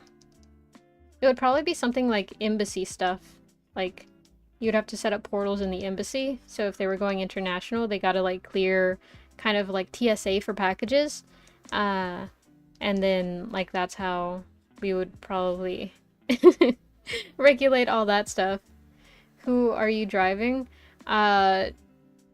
I don't think I'm driving anybody. I definitely wouldn't be streaming if I was driving. Be safe around trains, a message from Metro. Oh man. Nah, be safe when you drive. Assuming we could trust each other, it would be good. You take a road exit, interconnected road on the other side of the world. Yeah, we could make like true across the globe interstates and stuff. Like that would be so cool. Ah, like it's so exciting, you know?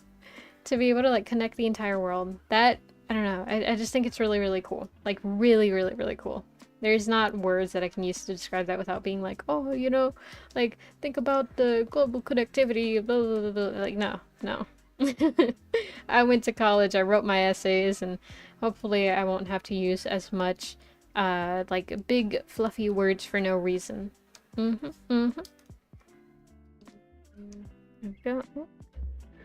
just got a notification.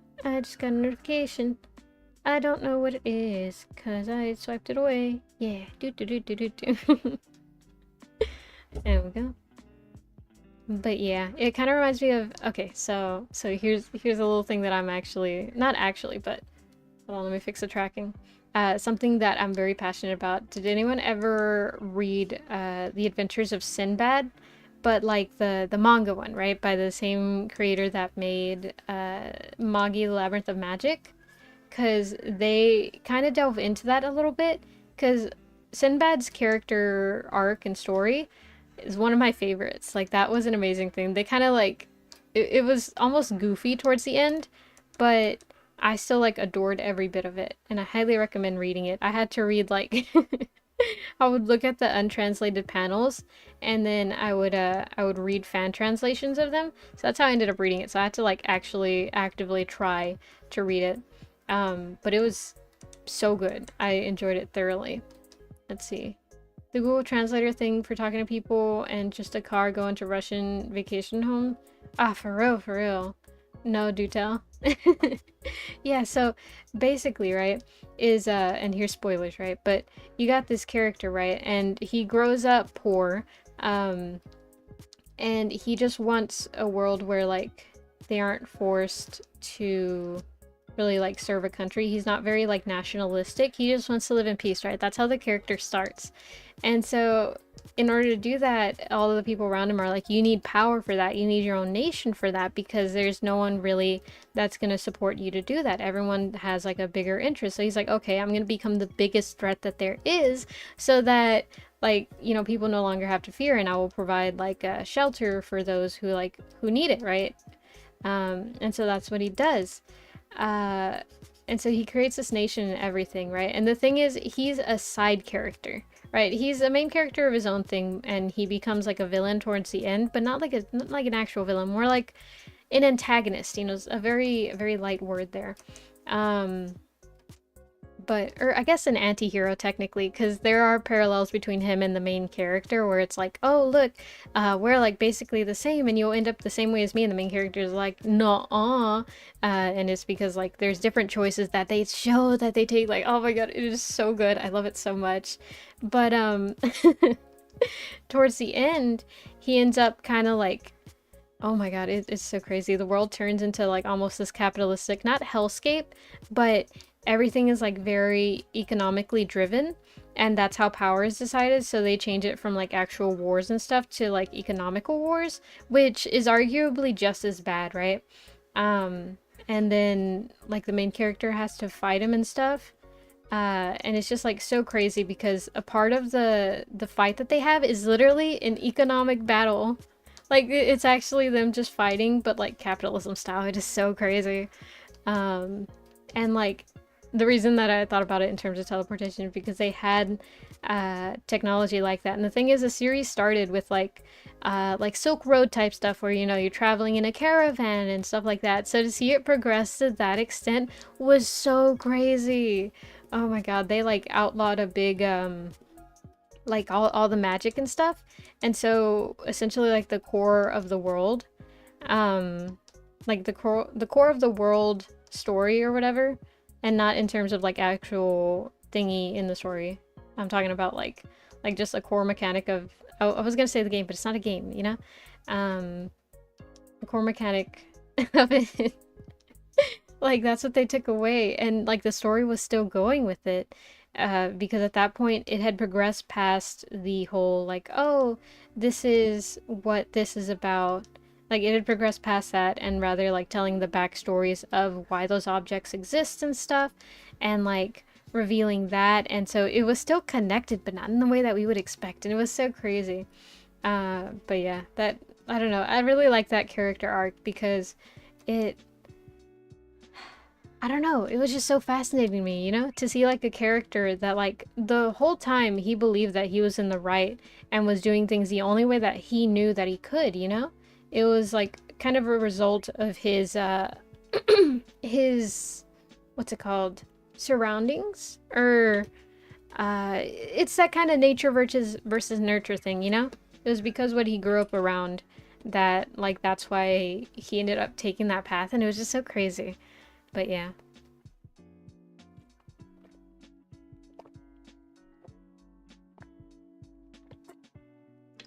Oh my god.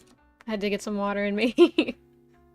Nothing like a good old like, oh man, this and this and that. Like, I would say info dump, but I feel like it wasn't very informative, so not good enough to be an info dump, but definitely a decent amount of talking. I need to watch Sinbad series. I love Magi.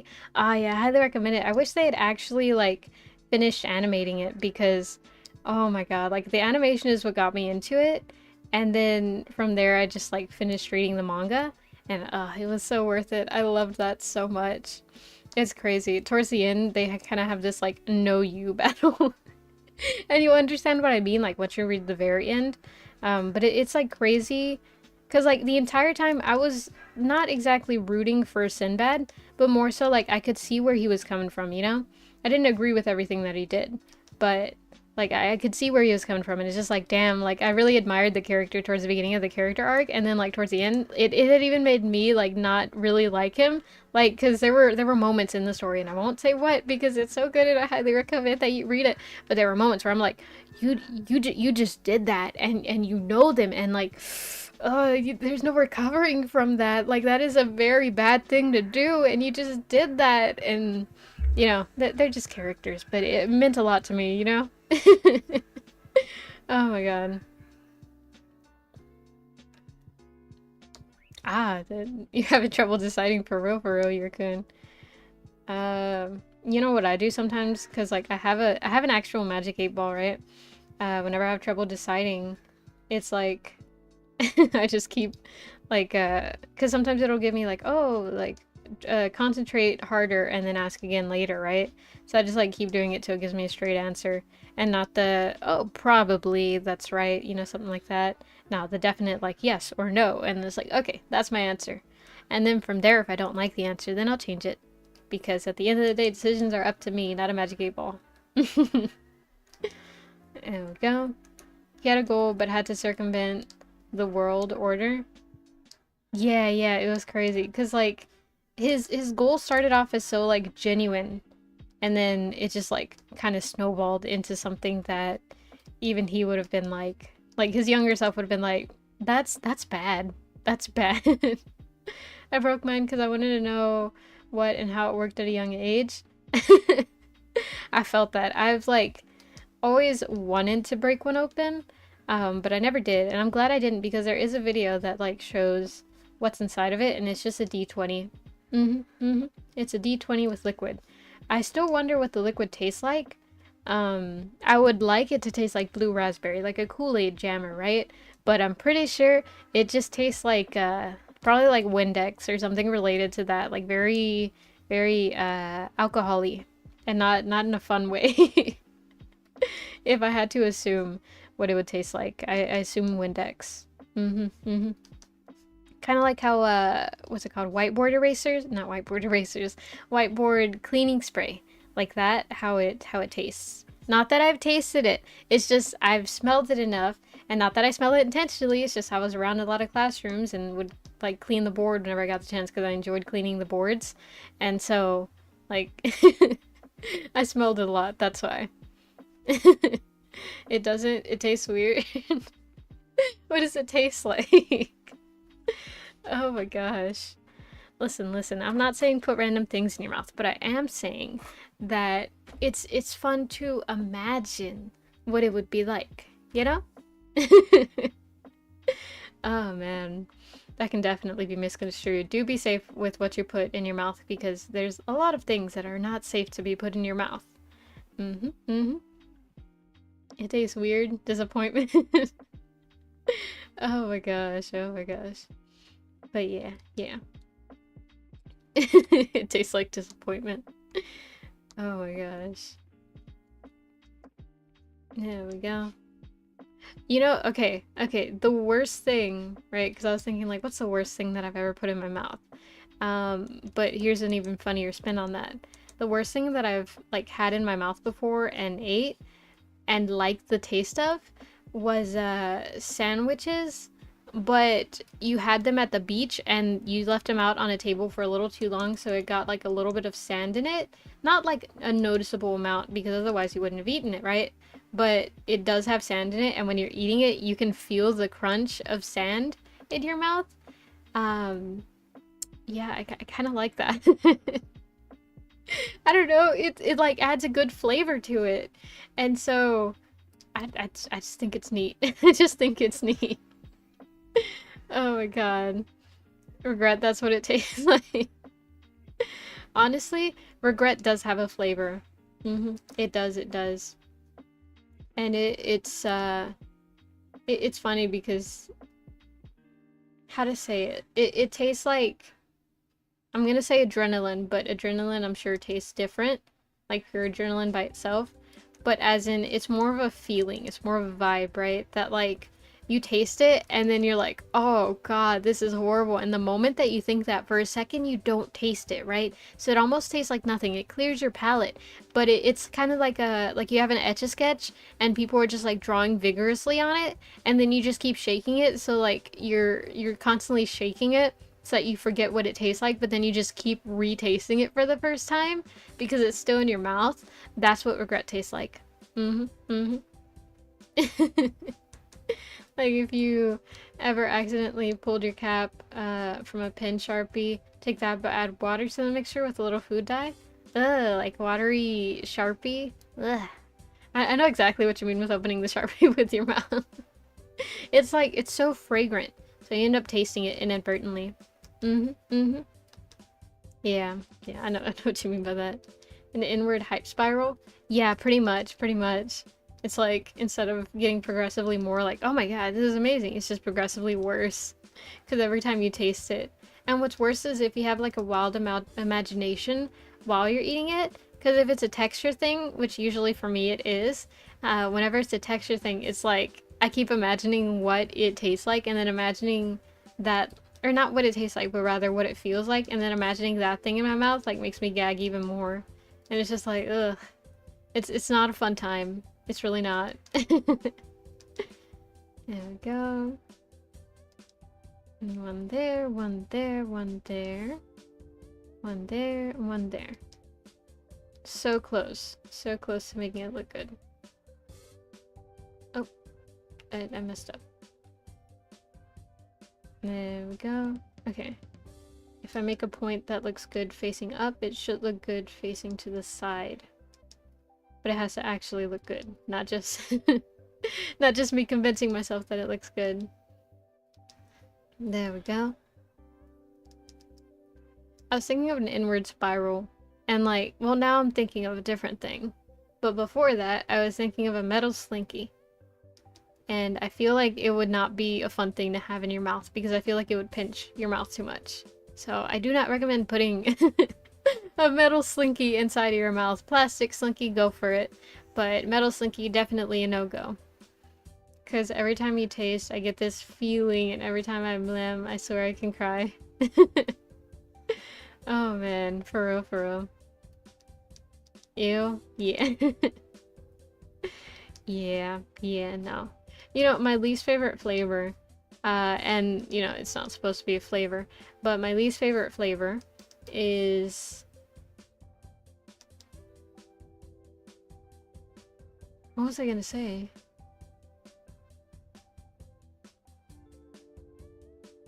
I can't remember what I was gonna say, holy shit. It's gone. I think I was gonna say Sharpie, but I don't remember. Oh, it hurts my head. Man, that must be on video. Probably, I don't know, I can't remember, but it might have been something like one of those time traveler things, like Mandela effect, where it's like I just suddenly forget because it doesn't exist anymore. But there was something that I was thinking of that I was like, oh, I remember! Wait, no, okay, reverse Mandela effect. Nickels. Nickels, the taste of nickels, or like coins in your hand and then you lick your hand. Not just because you want to taste the quarters, right? But because, like, I don't know, you had food in your hand after handling like a bunch of change and then you like licked your hand, right? Horrible decision.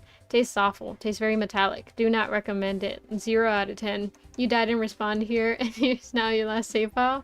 For real, for real. Oh my god, for a second I like genuinely forgot what I was gonna say and I was like, what do I do now? Oh my gosh. No wait, that's deja vu? Oh no wait. Would it be? You died and respawned here and here is now your last save file. You died and respawned in here. No, deja vu would be more so like your load save file. Like you had to reload whatever it is that you were doing, your save file, and then you continue from the last point that you were at. That would be deja vu, I think. Assuming that it were explained in gaming terminology.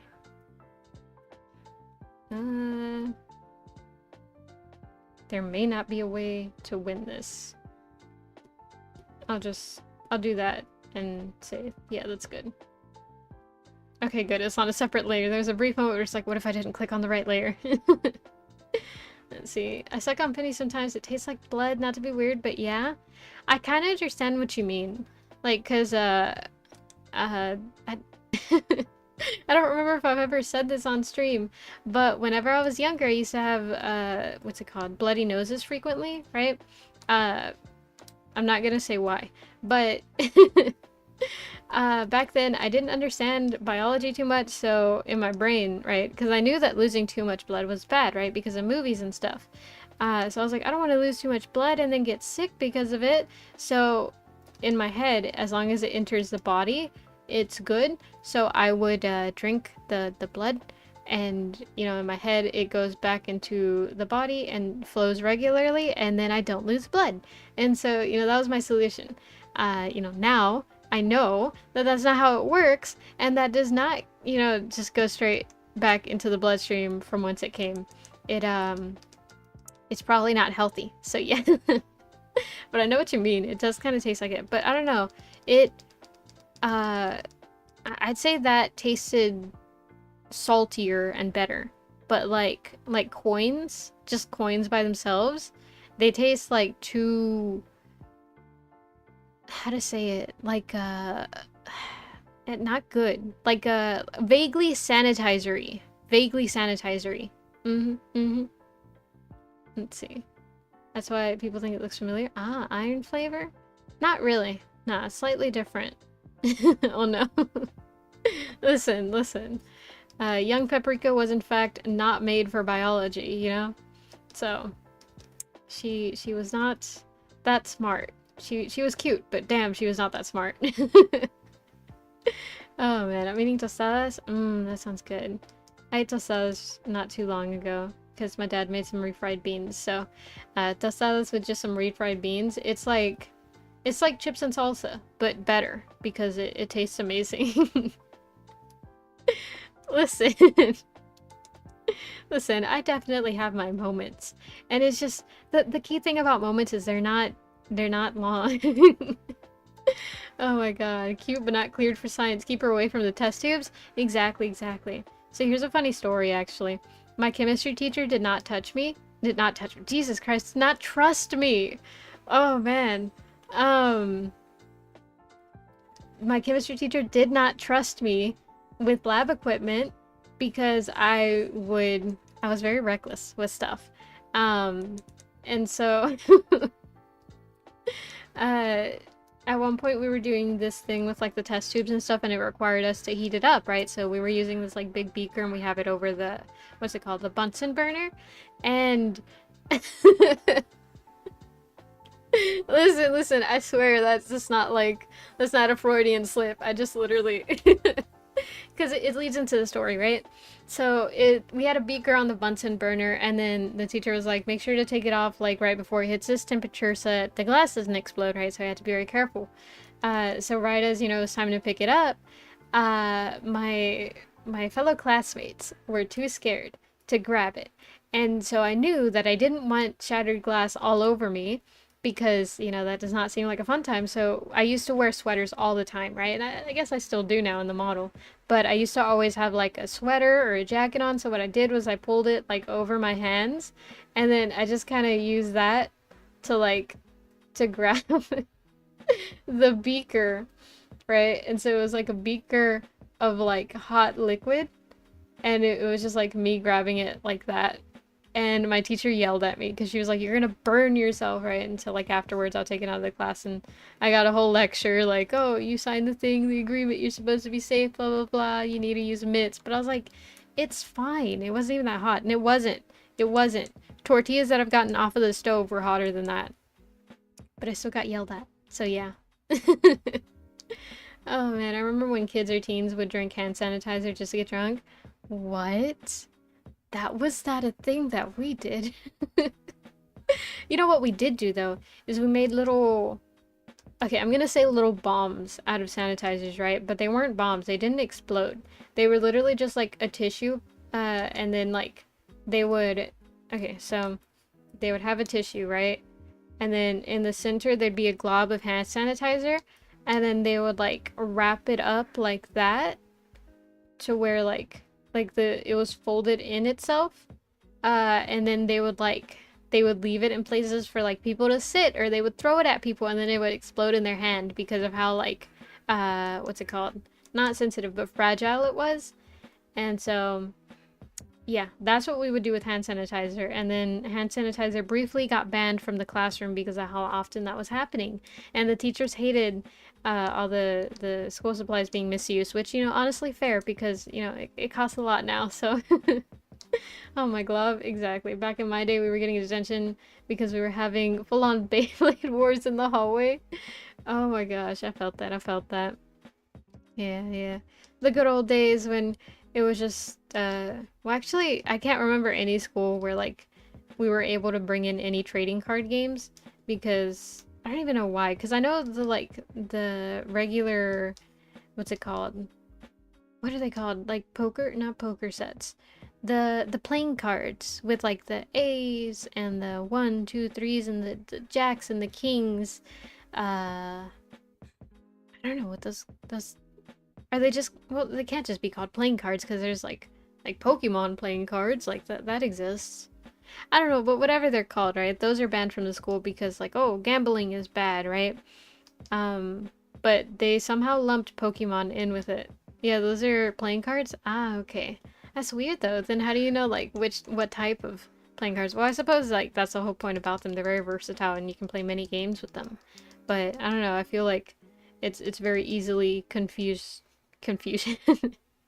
It's very easily confusable with other games. Let's see. Anyone here got Pogs? Oh my god, I loved Pogs. I wasn't like around for the era where they were big, but rather I was around like the era directly after that. And so my like older cousins and like all our predecessors and stuff, right? That's what I'll call them. They had like huge collections of them because this is back in Mexico, right? They were really popular back there for like a long time. And so my family had like these huge collections of them, and they would have like different ones from Pokemon and stuff. And I used to love looking at them because the designs were always so pretty. They would have like metallic this and stuff like that. And like it was just so pretty. I love those so much. And they were like, I don't know, fun, like the sound of them. The sound of them falling on a tile floor were very fun. So I like just like making noises with them. I don't actually know how the game is played. I know I've gotten like explained it once or twice, but I just think they're neat. Oh my gosh. Let's see. The circles you threw. Oh, okay. We had those and marbles. Oh my god, marbles are cool. I like also the sound thing for me, and I do briefly know kind of how that works. My dad explained it to me because my dad he played marbles a lot as a kid, and so he would tell me about it. But like they would just use stones and stuff. But yeah, I like the sound that marbles make whenever they're like in the bag, like in the store on the shelves, and then like you just kind of like grab the bag and then you just like shake it and then they make that noise. I like that noise. Oh my gosh. Cross my heart, I hope I die. Welcome to my dark side. Oh, that's a song, right? There we go. Do that and do that. But yeah. It's crazy how much games have like progressed now, because when you ask a kid like, oh, what's your favorite game? They'll give you like a video game. But if you ask kids like from years ago, they'll be like, oh, you know, I like playing marbles or hide and seek or stuff like that. It's just crazy. Like technology has really progressed very rapidly this past couple years. And sometimes we don't feel like it progresses that fast, but it really does.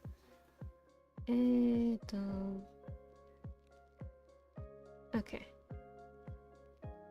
Go here. And rather than make it straight, let's add a little bit of folds. There we go. There we go. I've been wanting to go to IKEA. I don't know, I was thinking of clothes and then that made me think of like home decor. And then that made me think of IKEA. Because I want to get the, what's it called? The Duncan Skurg or something like that. The big bear, right? And I made a tweet about it. I don't know if anyone saw it, but I really want that like beefy bear that they had for like one commercial who like no one talks about, right? But I really want that bear because I think it's like it's really cute and really funny and I really want one. But I don't think they'll ever make it like marketable because it's not cute enough, you know? Or if it does, it'll be like whenever I'm like way, way older. Oh my god, imagine kids will have these games but in VR. Oh my god. I wonder if that exists. Now I'm like tempted to look it up. Like, I'm sure it exists in VR. The only thing about like making things in VR is that it's like really hard to port over because there are some things that you just like can't get perfect in VR. For example, like physics and playing like physical games in VR. There always has to be like some sort of change in the rules or like how exactly it's played. Because like there's just some things that you can't really account for in VR or like in technology in general. Oops. Oh, oops, what? Let's see. Yeah, marbles and pogs are so many physics-based. Yeah. Cause like I've played what's it called? I was about to say hockey, but no, pool. The one with the 8 balls and stuff, you know? I've played pool in VR, and it's like it was easy for me, but it's definitely not the same in real life because then I tried playing it in real life and it's not the same. There's definitely like a lot more that you gotta account for and stuff because like I didn't have to worry about stretching over the table and stuff and you know like getting like the angle right because in VR like the mesh wasn't like it didn't have colliders on, so I could just like go into the pool table as needed and stuff. There we go. Oops, as in I was editing the comment censored on accident. Ah, gotcha. No worries. I felt that though. You know, it's really hard to trust the enter button because sometimes it like you hit enter and it sends, and sometimes you hit enter and it just starts a new line. But from what I found is universal, is that if you hold shift and then hit enter on a computer, it'll just start the new line no matter what program it's in. And then for the phone, what I do is that I hit the caps lock button and then I hit enter. And then usually it just... Where's the undo button? Right there. And then it won't... It'll start the new line instead. Or not the... Is it? Yeah, it usually is the caps lock button. Let's see. I tried that in some places and it sent and I'm like, no, let me test. Nope, it didn't work. Oh, wait, for real? I think it does. Let me see. You shift enter. Oh, you are right. Oh, that is so weird. It usually works, but I guess it has to support like multi-line things because like I want to try it again, but then like no, I did do it right. I did do it right. Caps lock? No. Yeah. Caps lock for the computer is not the same thing. I'm talking about on the phone. But yeah, it does not work.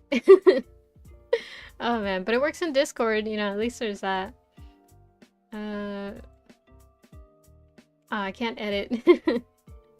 I can't edit the message, otherwise I would have changed it to your mom. Oh man. Oh, I'm zooming out on the wrong thing. Boop. Oh man. I did a bad thing again. Boop. Okay. But yeah, now we know. Now we know that that doesn't work. I think probably because YouTube comments has like it doesn't really support multi-line things. Because the reason it's multi-line in how it shows up is because of how I did the... There's a word for it, but I don't know it. But it's like whenever it reaches like the end of the thing for it to wrap. I think it's called like word wrapping. Like that's because of that setting. But I don't think YouTube itself has like built in like, oh, you can write multiple lines. Because I know there's like a character limit too on YouTube comments. Not just on actual videos, but on live chat. I'm lost with the conversation. I was playing a game and didn't pay much attention. Yeah, no worries. We were talking about, what's it called? Like hitting enter and then ending up on a new line.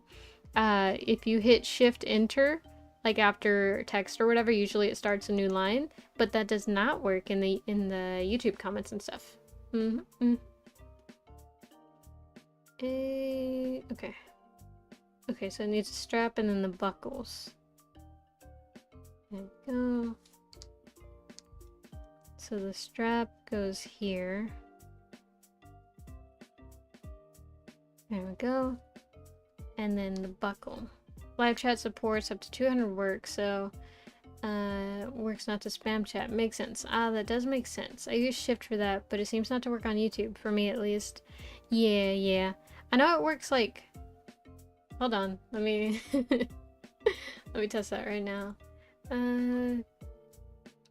Love this, because if it accidentally sends it, I don't want it to be like a dumb weird comment.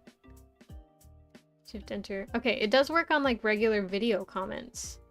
So if you were like to go to a video and while you're typing it, or at least on the computer, I don't know about on mobile because I can't test that right now, but did work for me at least. There we go. And right there. Yeah, that should be good. We're doing science here, folks. Exactly.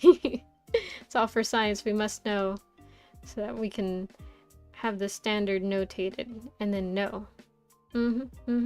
It's about it's about progress and leaving behind knowledge for future predecessors. What would that be? Predecessors are people before us, and future is people after. So what would be future predecessors?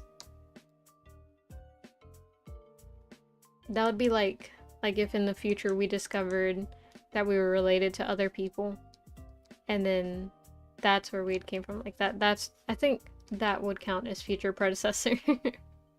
I think WhatsApp works the same way on desktop. Shift enter for new line. Yo, nice. Yeah, it's a universal thing, but not for live chat.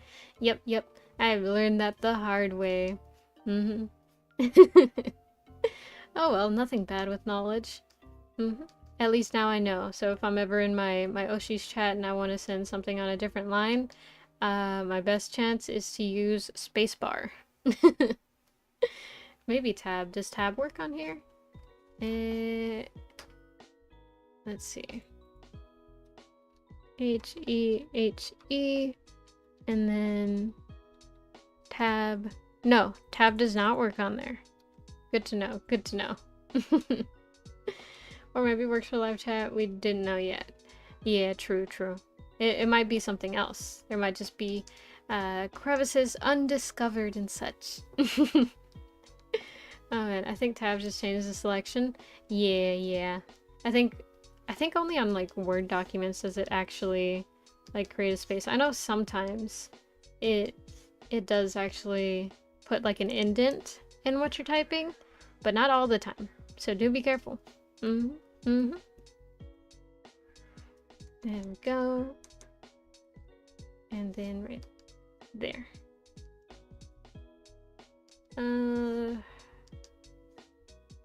No, okay. For a second I was thinking like, oh, what if I start changing to vector lines? Let me start using vector lines. It'll be easier for this. But no, because then I'll get too caught up in changing all the vector points. And that would not be good. No siree, not be good at all.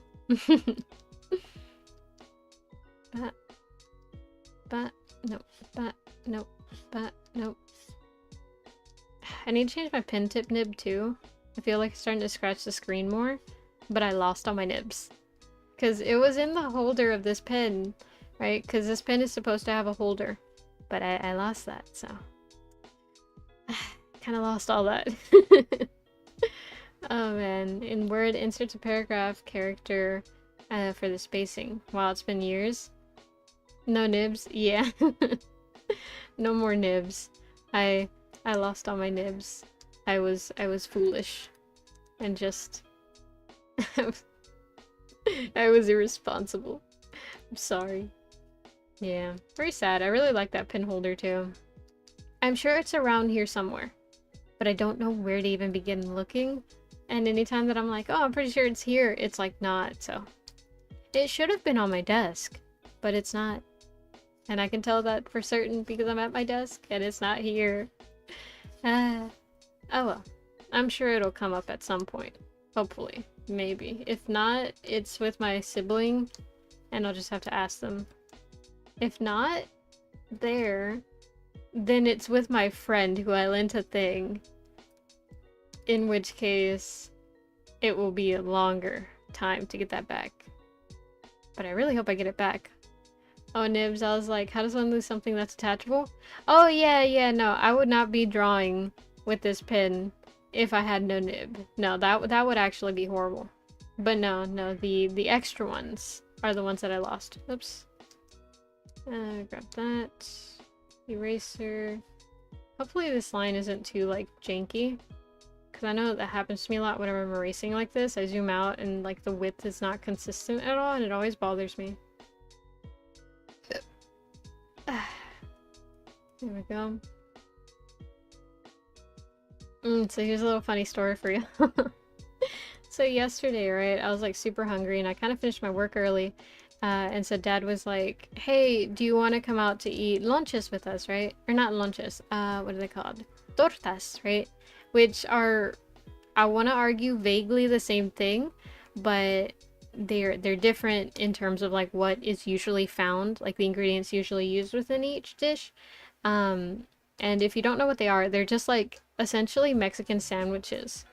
But like, I don't know, they're good. They're really good. So I got a torta cubana, right? Cuban torta, right? I think that's like as best of a translation as I can give you. But the way that we got it, right? So my dad was like, do you want to come with us to go get it? And at that point, I was kind of like, I felt like kind of annoyed from being inside the entire day. So I was like, yeah, I'll go. I don't mind. And so I just went out in what I was wearing, which was like sandals and like some workout shorts. Like just very... like, not that I have to go in a full ball gown to go get food, right? But, you know, at least like a regular t-shirt and some jeans. Like, I was not dressed nicely at all. I was dressed like a let me not say that. But like, I was not dressed decently. It's not a way that I would want to see an old friend, you know? Or not a way that I would want to see like an old teacher of mine. But I went like that because, you know, I thought, oh, we're going to like a food truck, you know, like it's not gonna be that big of a deal. I'm gonna get off for like, you know, a couple minutes at best, and that'll be it.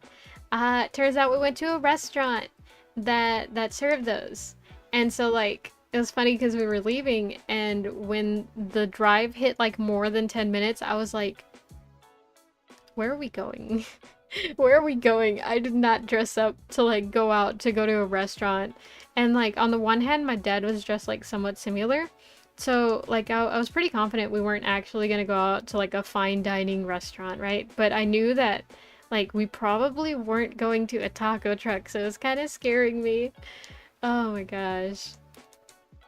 But yeah, once we got there, it was like this little restaurant, and it was kind of like exactly like a Subway, to where like they had a line of stuff, and they have it covered to where like you can't like just pick and choose. You just tell them like which one you want. They have like a screen of what you can order and stuff.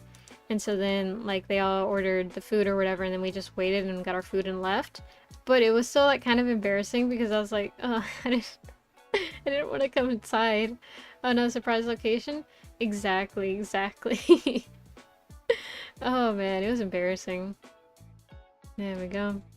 I have yet to set up the points thing. I'm too scared to touch it again because I don't know how to fix it, and I feel like I need to get someone who knows how to do that kind of stuff, but I don't know who to ask for that, you know? Because like it's such a specific thing. So I'm using Touch Portal. Nothing to do with the points yet. Yeah, nothing yet.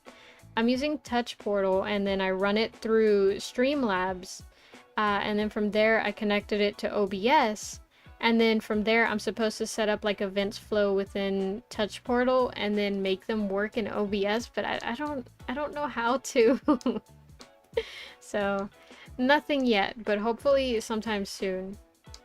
And I say that very, very like with an asterisk, because at this point I don't know how to even begin trying to do that without like reaching out to the creator and being like, hey, how much would I have to pay you for you to like sit in a call with me and teach me how to do this? It's such a layered process compared to Twitch points. Oh geez. Yeah. See, because like YouTube isn't completely made for live streaming yet. So like, as you know, nice as it is in some parts, they're like lacking some features. But I think this platform has like a good future. It just, you know, it's gonna take a while to get there. So because of like how not regular it is for people to, you know, do this process rather than just like, oh, I'm just gonna go on Twitch to set this up, right? Because on Twitch it does seem comparably easier. I've seen a bunch of tutorials and it's just like, oh yeah, you know, just click on this and, you know, link this to Twitch and stuff. And it's like, I'm not using Twitch. Oh man. What's points? So basically it's like a currency that you earn by being in the chat and just like chatting in general. And so the more you're here, the more you accumulate, and then hopefully someday I'll have a store set up to where you can use that to like exchange them for interactions. So like you could essentially purchase like, oh, play this noise on this streamer's stream, right? Or like show this image on this streamer's stream, right? And so you'd be able to do that, you know, exactly like Twitch points, but on YouTube. Well, not specifically on YouTube, but you know, that's essentially what it would be. I just have yet to finish doing it. I need to look more into it. But it's so scary because like it's just all very vague. It's like, oh yeah, you know, connect it to here and do this and do that. And it's like, oh, but it didn't work for me. Why? And it's just a static video, so you can't answer.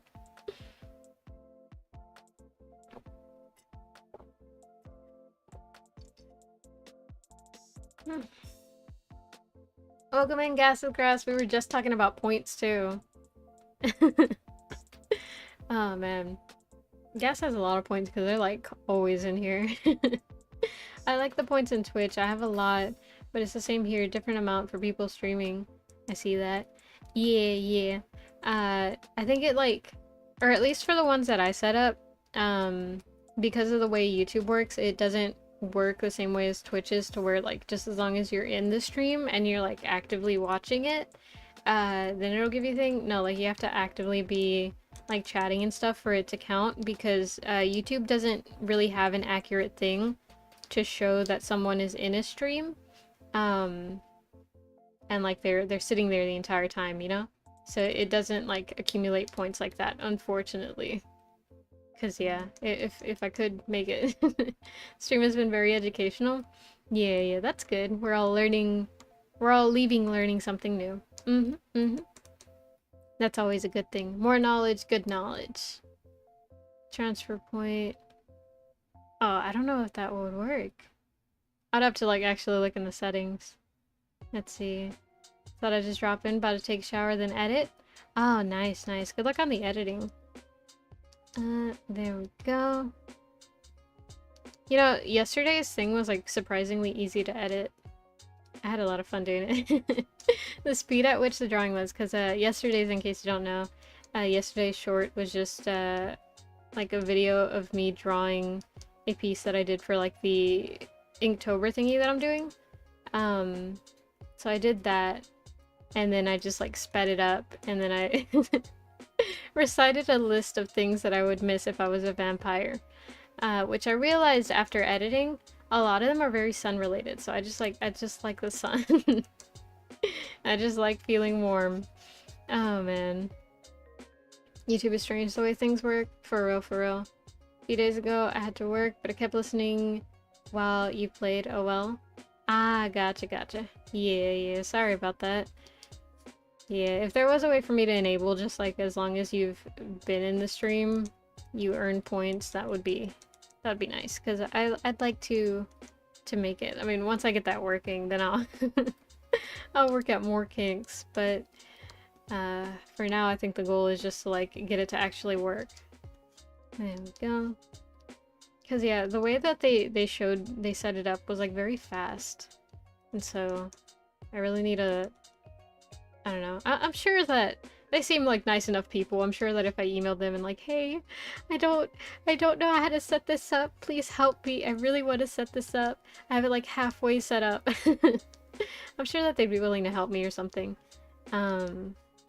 But at the same time, like that anxiety of like, oh man, you want to ask other people for help? That's so lame. It's like, oh, oh man.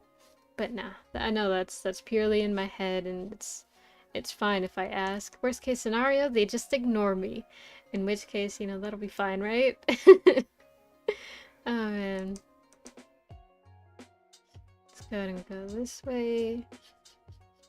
I hate it whenever I have to do like parallel lines or lines that like are following each other, because I suck ass at them.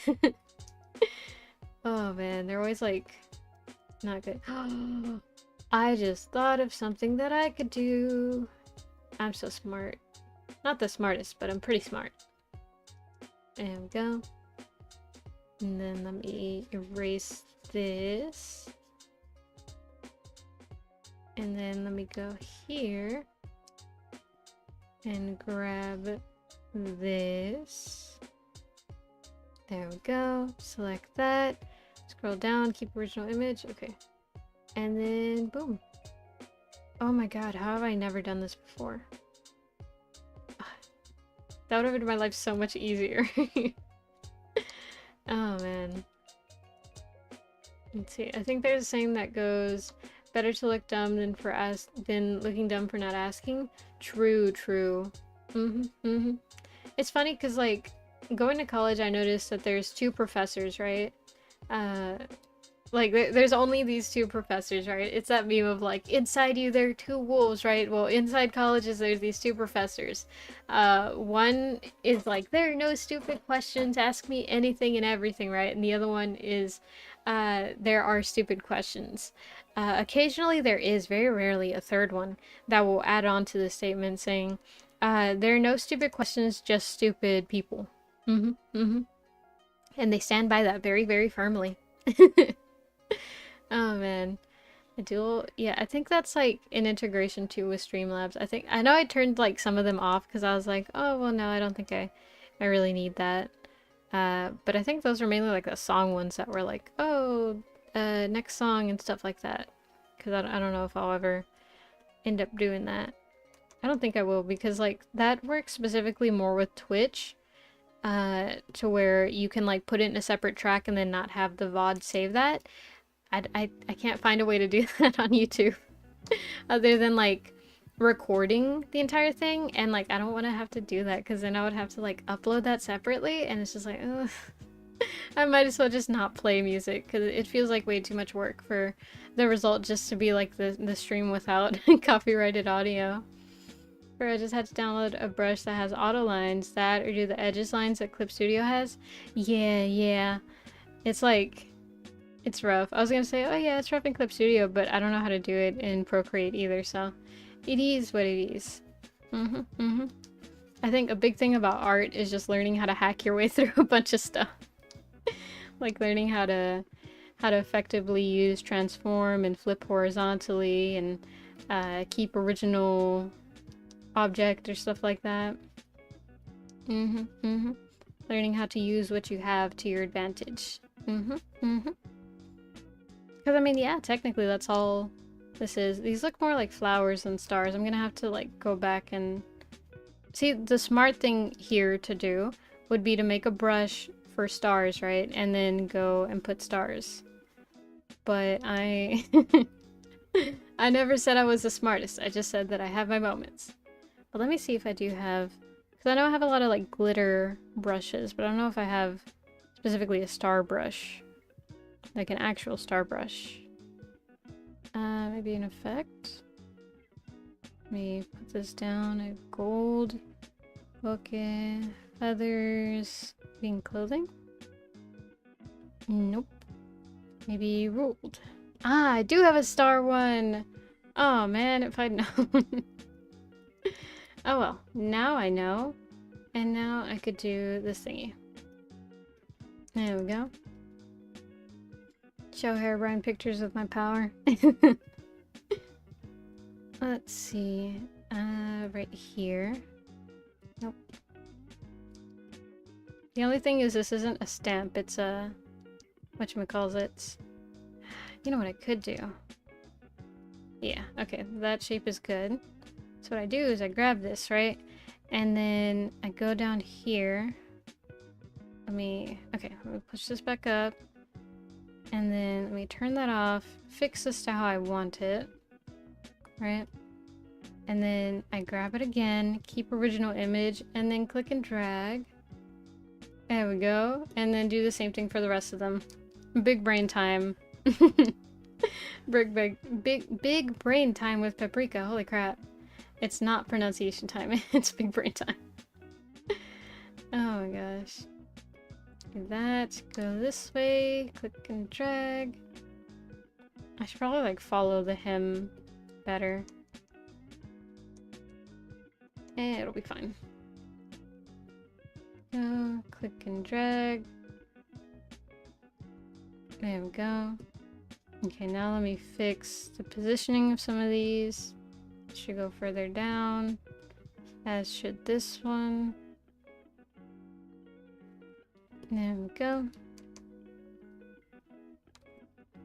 There we go. Nice, nice.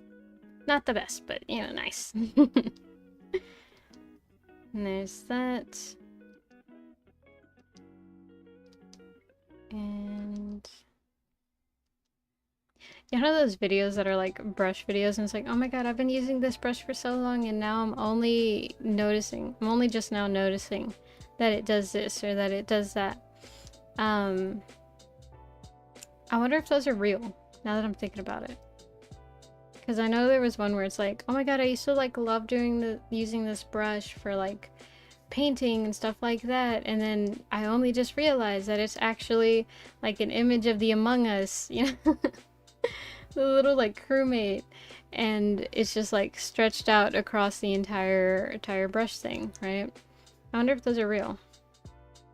Which, now that I'm saying that, it kind of reminds me of that other thing that I learned, where in Super Smash Bros. The texture for some part of the model on Princess Peach is just a gun. It's like this really small PNG of a gun, but it's like stretched so small that like you can't really tell, and you won't really know until you're looking for it. I'm figuring those are real. I mean, I haven't actually looked through the game files to tell, but I mean, why would someone lie about that? Then again, that would be like the perfect thing to lie about, because who's gonna check? The perfect thing, okay, if you're gonna lie, do it effectively, right? If the best way to get away with a lie is to lie about something so insignificant that no one's gonna fact check you. Oh man. There we go. Lying 101 with Paprika.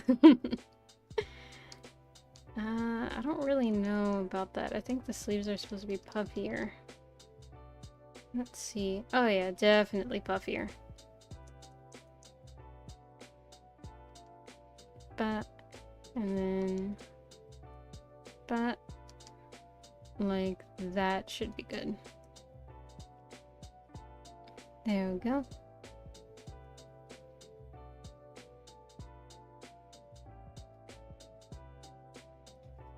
I'm thinking about this cafe now. I'm hungry.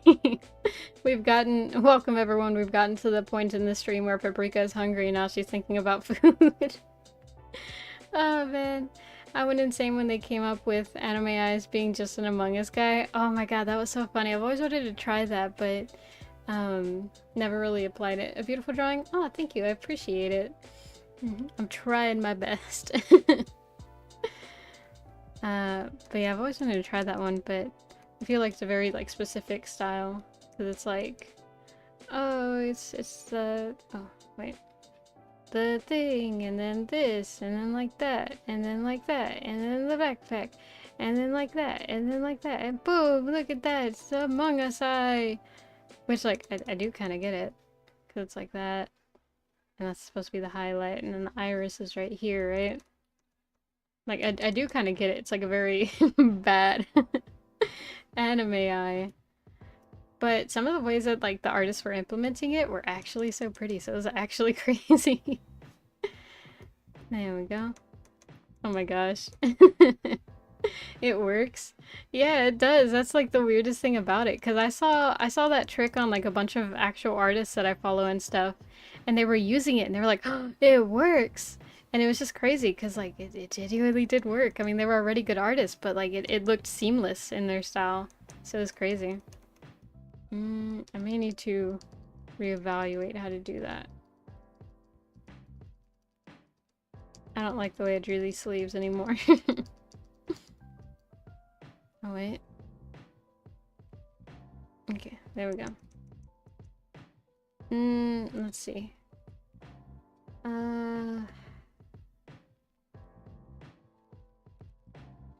Let's see. So I think... So, okay, so the cuff of this goes to like the midway point of the arm right here, and this comes to about like 3/4 of the forearm. So, no way, now I realize that. Anime eyes among us. Yeah, that was a trend like a little while back. Okay, so like halfway of the arm would be where it needs to do the thing. Oh, did bad. There we go.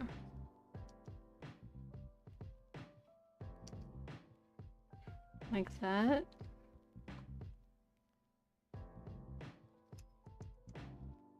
Looks kind of good, I think.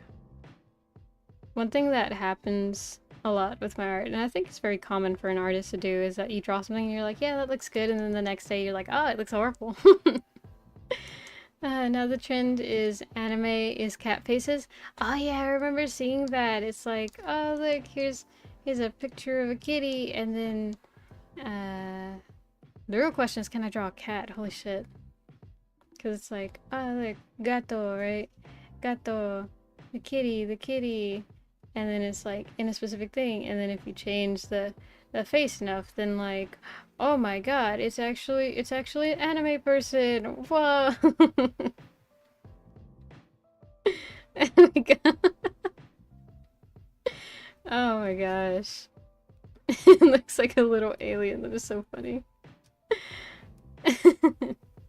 Yep, like, what was I thinking? Edits profusely. Exactly. Whoa, an anime person. Seeing the cat face trend. It fits perfect. Yeah, it's crazy. Like, it's crazy because those trends, as much as I want to say, like, oh, they're just trends, they're like that, there's no way that can't be true. They look pretty genuine. They're honestly very convincing. So it's like crazy. The arm season's like so short. Well, what do y'all think? Can y'all notice it too much? Should I fix it or should I leave it? Because, I mean, as an artist, I should fix it, but now people made parodies like dog face, it works, and another lizard face, it did not work. Yeah, I don't think it would, because the thing is, like, because the way anime works, it's like, top of head, and then, like, face, right? And then chin. And the thing is, like, cats follow a similar thing to where their muzzle is here, and then its ears, right?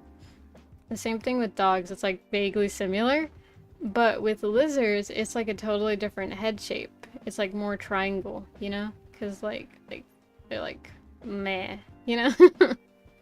I don't know if you can notice, but I'm thinking of a chameleon. So it looks like Phineas. Holy shit. We could make one of those TikToks where it's like, oh my god, does it work with a lizard? And then it just turns into like Phineas from Phineas and Ferb, and it's like, oh, it does! Oh my god, that would be so funny. There we go. And then like that.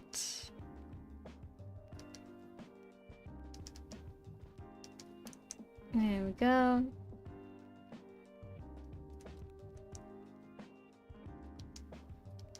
Bap. Ah, here comes the hard part, making fingers look believable. You know, one day I want to learn how to draw fingers like that artist director on the Iron Giant who draws like these really boxy fingers, but they look like really, really good. Pep, are you ready for another commission? Absolutely, I always am. My wallet always is too. Yeah, my dad told me today, he's like, you need to get a part-time job. Your life's gonna fly by you without you noticing. And I was like, ah, okay. But it'll be fine. I'm sure things will work out. And I have started looking for part-time jobs. I'm kind of scared to like look for another job because there's been like so many moments where it's like, oh man, this will be fun, or like this will be good, and then it's because of like the companies that I end up working with that are just like, ugh, why? Bet? Yeah, bet. There we go. And then like that.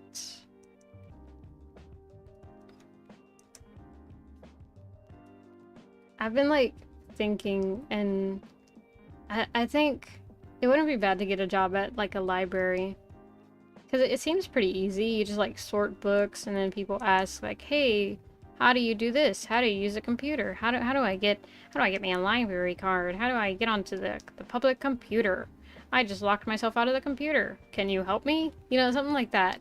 And I think that wouldn't be hard, because I'm like a good general tech support person, I think. Like, I'm not super great at it. I don't know a whole lot whenever it's like, oh, the firewall is preventing me from doing this thingy. You must deactivate the firewall and let me through, or whitelist me. Like, my brain, like, it starts smoking at that. I don't know what that means. And that seems like too scary, right? But stuff like, oh, you forgot your password, reset it. Like, that's easy. And I always have to do that for my dad, because he doesn't, I don't know, he just does not like technology at all. Like, he thinks it's amazing, but anytime that I do anything just remotely normal, like, oh, you know, let me request the password change by email and stuff, he's like, Mija, you're so smart, you know, it's amazing, I just don't know how you're able to do it. And I'm like, Dad, you just read. That's it. You just gotta read, and then it works. But he's like, oh, but I get too frustrated at it. And he does. Oh my god. One time I was watching him do it, and I just watched him get, like, progressively more and more frustrated, and it was, like, actually crazy. I felt kind of bad, you know? Because I wonder if that's what, like, a lot of senior citizens have to deal with. And I kind of get it, because, like, with the new kiosks and stuff, like, in restaurants and stuff, like, that can get frustrating, because sometimes it's like, oh, well, the part that gets frustrating for me is that it's like, oh, you know, order without talking to anyone, and then it's like, oh, you have to actually go and pay with your card up front. It's like, ah, then what's the point? Good night, my best friend, need to go to sleep, so bye. Bye, be safe, drink your milk, enjoy, no, drink your milk, eat your vegetables, don't talk to strangers, at least try and use your best judgment. Yeah. I was about to insert an ending from a Markiplier video, and I will see you in the next episode. Bye bye. And then like it cuts to the music of like dun, dun, dun. I get frustrating reading EULAs and all that non-linear legal shit or legal speech. For real. It's like, oh, read these like user agreements and stuff, and it's just like, you know, surprisingly, and I've looked up on like websites where it's like, oh, look up your information here, and then you can see how much of your information ended up online because of how many like email newsletters that you've signed up for.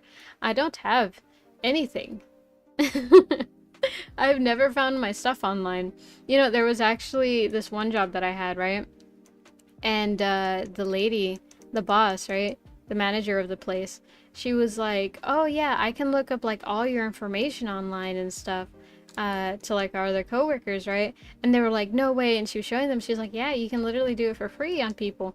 And so it was crazy. And so like I was walking by, you know, doing my job, and she was like, oh, you want to see if I can find anything on you? And I was like, yeah, sure. And she looked it up, and there was nothing on me.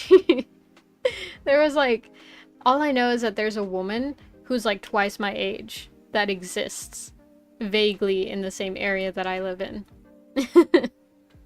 Like, that's the only thing that I've found out. But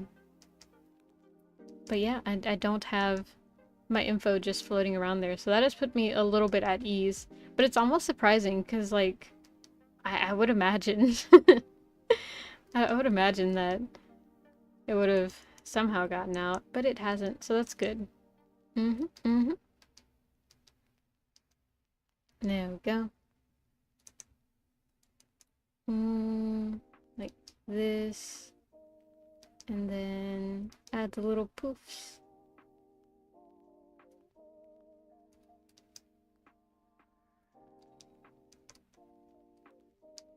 There we go. Do this.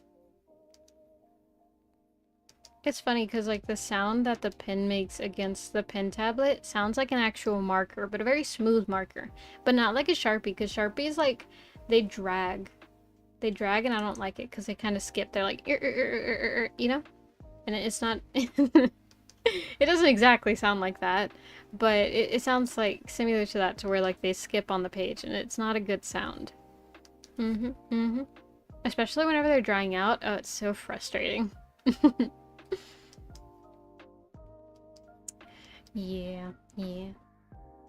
I need to get new alcohol markers. The ones that I was using for the sketches recently, some of them are starting to dry out because there's some that like I tend to default on whenever I do alcohol. Whenever I do alcohol marker drawings. So definitely need to get new ones. I did figure out though that I can take out the pen nib from them. But it's not reversible like some of those cool markers where like you can just flip them. Nope, that does not work. I mean, I was able to get a little more ink out of that, but you can tell the pen nib size change affects the stroke. And then let me go this way. Do that.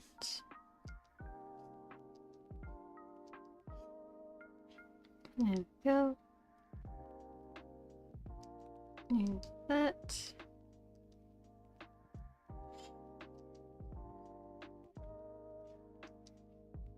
I need to start sleeping at reasonable times, because I've kind of fallen into the habit of falling asleep at 3 a.m. Yesterday I went to bed at like 11, and so I was so proud of myself. I was like, oh, look at me, I'm going to bed on time, you know, good job, me.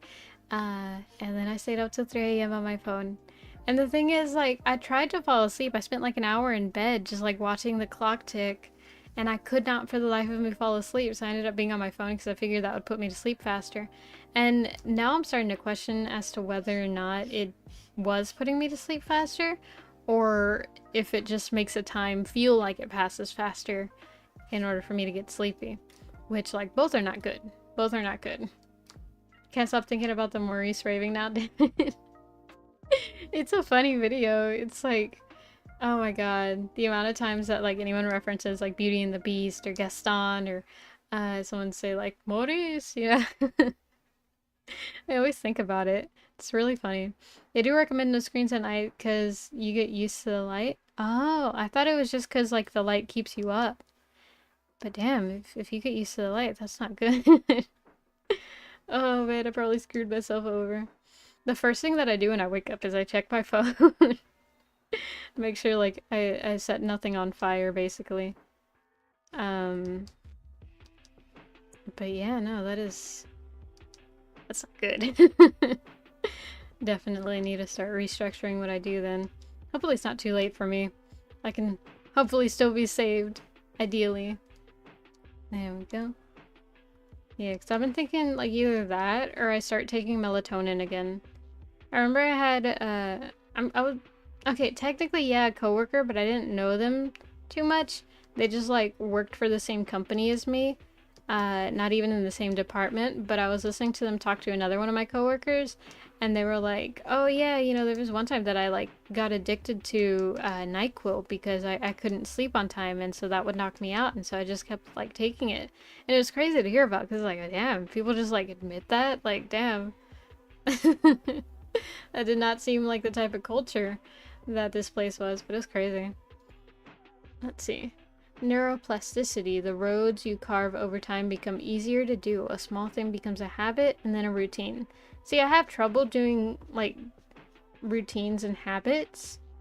Because, like, if I do one step wrong, or if, like, one thing out of order, it like completely breaks it for me.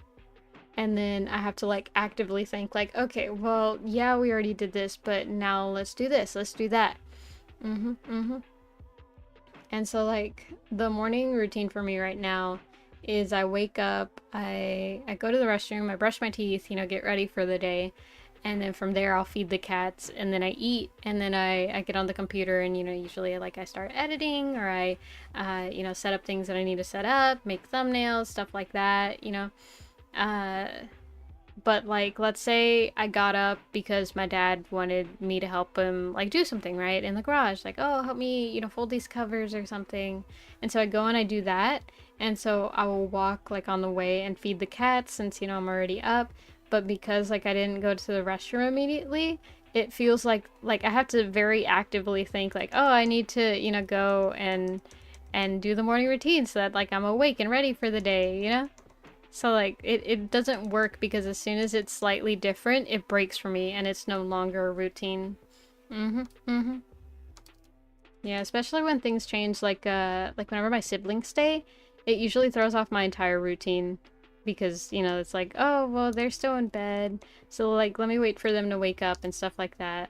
Or like, oh, they don't want to eat yet. Or like, oh, my dad, because they're over, he wants to make them breakfast, so now I gotta wait for breakfast. And like, it just throws off my routine so easily. And it's so often that it happens that routines just do not work. For me, at least. The only thing that did work very briefly was making a schedule and setting alarms to go to it. And that worked for like only a week. I have schedules that I'm supposed to be following, in terms of like daily and like literally hourly schedules of what I'm supposed to be working on. But because of how often I like change stream times, it feels like too much work for me to for me to do that. Yeah, things have to be like very, very organized in order for it to work efficiently for me. Y'all should see my like stream schedule setup, because like it is so like I'm really proud of it. The workflow is like really good, because like I kind of want to show it off now. Should I? Yeah, I can. Okay, so let me just open this real quick, right? Quick side tangent. Okay, let me not do that then, because then it would not be good. Unless, okay, hold on. Let me turn this off, and then I can go and find the thing that I need to do. Okay. This one should be it. There we go. Okay. And then I can turn this on. There we go. Okay. So, essentially what I have, right, is that I have constants and then I have variables, right? So the constants are the thing that never change. So like the tags, the I stream on YouTube, the @spaprika, right? And then the variables are the things that do change. So stuff like what I'm gonna do, the dates between, right? And so I have this like, oh my god, I'm so proud of it. Okay, let me pull this out, right? So that y'all can see it. But I have it set up to where whenever I'm going in, I can like choose, like, firstly I can change the days and stuff, and then from there I have like every day of the week in its own folder. So let's say I didn't want to stream Monday, right? So I'd go there, and instead of yes, I would hide yes, and then I would hit no, so it'd automatically do that. And this is just made by having like text layers in each folder, like doing the thing that it needs to do, right? Close that. So yeah, and then like I could just go through that. So there's Monday and Tuesday I want to stream, sure, but Wednesday, no, I don't want to stream. And then if I do want to stream, you know, then I can like go and change the settings from there. But it's like all very, very organized. That's the only way things work for me. And then of course, like the last thing that I change is the, where is it? The images. Where do I have the images? Oh, right here. I have like literally a folder called cute pose. And so just have various poses already like preset up. And if not, I just like import an image of the model. And then from there, that's how I set that up. So yeah, things have to be like very organized for it to work for me. Do not save. There we go. Beautifully orderly. I know, right? I was very proud of it. Oh man, it felt like whenever I'd like back in the day, whenever I used to like clean my room, and then I would get excited and I would show my parents. I'd be like, "Come look at my room! Come look at my room! Like, look, it's so clean! I'm so proud of myself!" And they like wouldn't care because that was like a normal thing that we were supposed to do. But I would get proud because you know I always put a lot of thought into what I do. So by the time it is done, it's like not perfectly done, right? But like pretty damn close. Just stop by to say hi, keep up the great work. Aw, thank you, Mittens.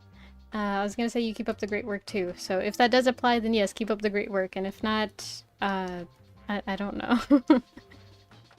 Oh man, good luck with whatever you're doing, I think. That's a pretty good neutral thing to say, I think. There we go. Oh man, my pen nib really has a slope. It's so sad to see. Because I draw on it in a specific way. I always have the pen turned a certain angle. Do that. Let's make this thicker. There we go.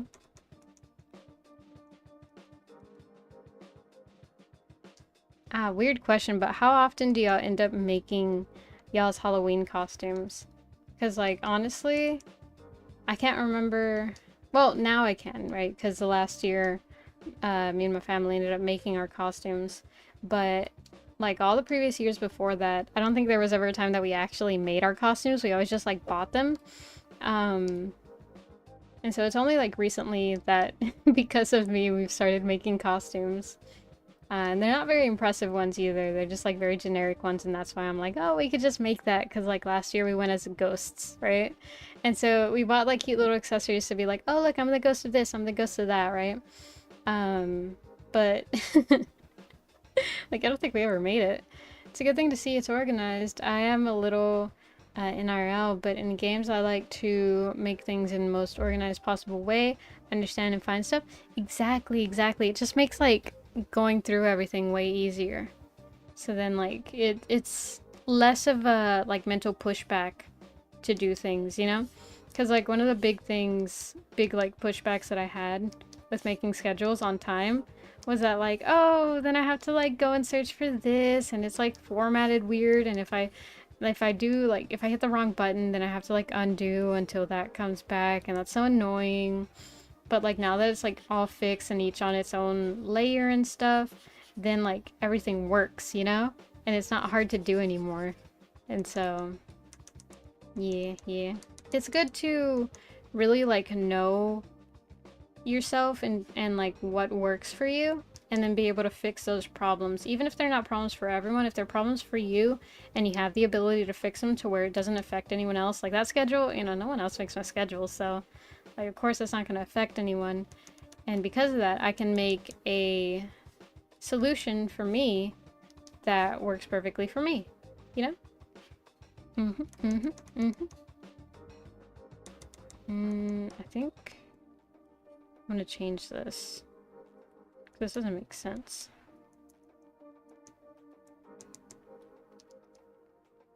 Okay, I understand what I need to do now. There we go. Okay, good. Creep original image is not on. And then do it like that. And let me turn off the scale. Okay, it doesn't have the aspect ratio on. And there we go. And then just clean this up. Whoa. There we go.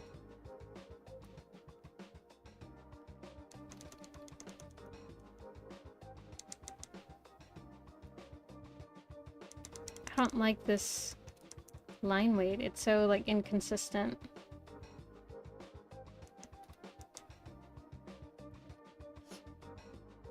I wonder if I should start practicing line weight now. Because on the one hand, it'll be like, you know, good to get the practice in. But on the other hand, it's like, well, I'm not sure. It's something that I don't know. But I guess you should never be afraid to try something.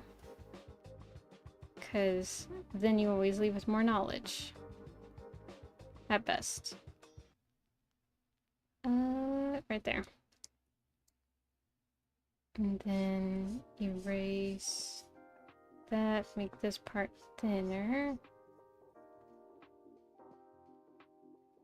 There we go.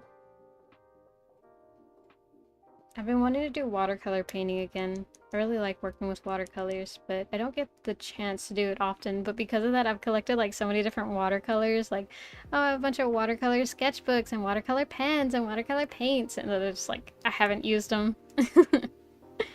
Oh man. Every project teaches me something new, so yeah, try it. Oh, bet. Okay. Let me fudge around with the line art then. I think... Okay, first let me finish doing the line art, and then I'll start doing that. Also, this is very off now that I'm looking at it. This eye needs to come down more. That or the nose needs to go more up.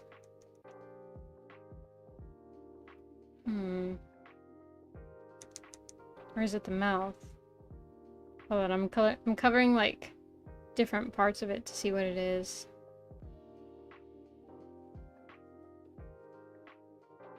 See, because I like the placement of the eyes, I think. Wait. No, the placement of the eyes don't work with the face, so I'd have to like actually move the face. So, that means I need to move the eye because I don't want to move the face. There we go. Do that.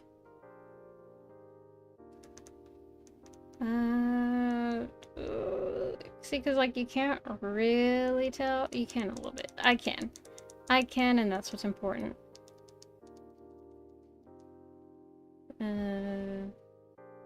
Right there should be good. Let me take this. Pull this out.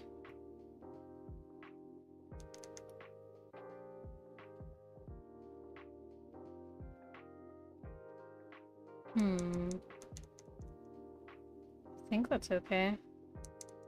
Looks a little better at least.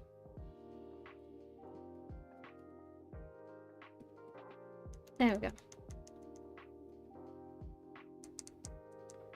And then like that.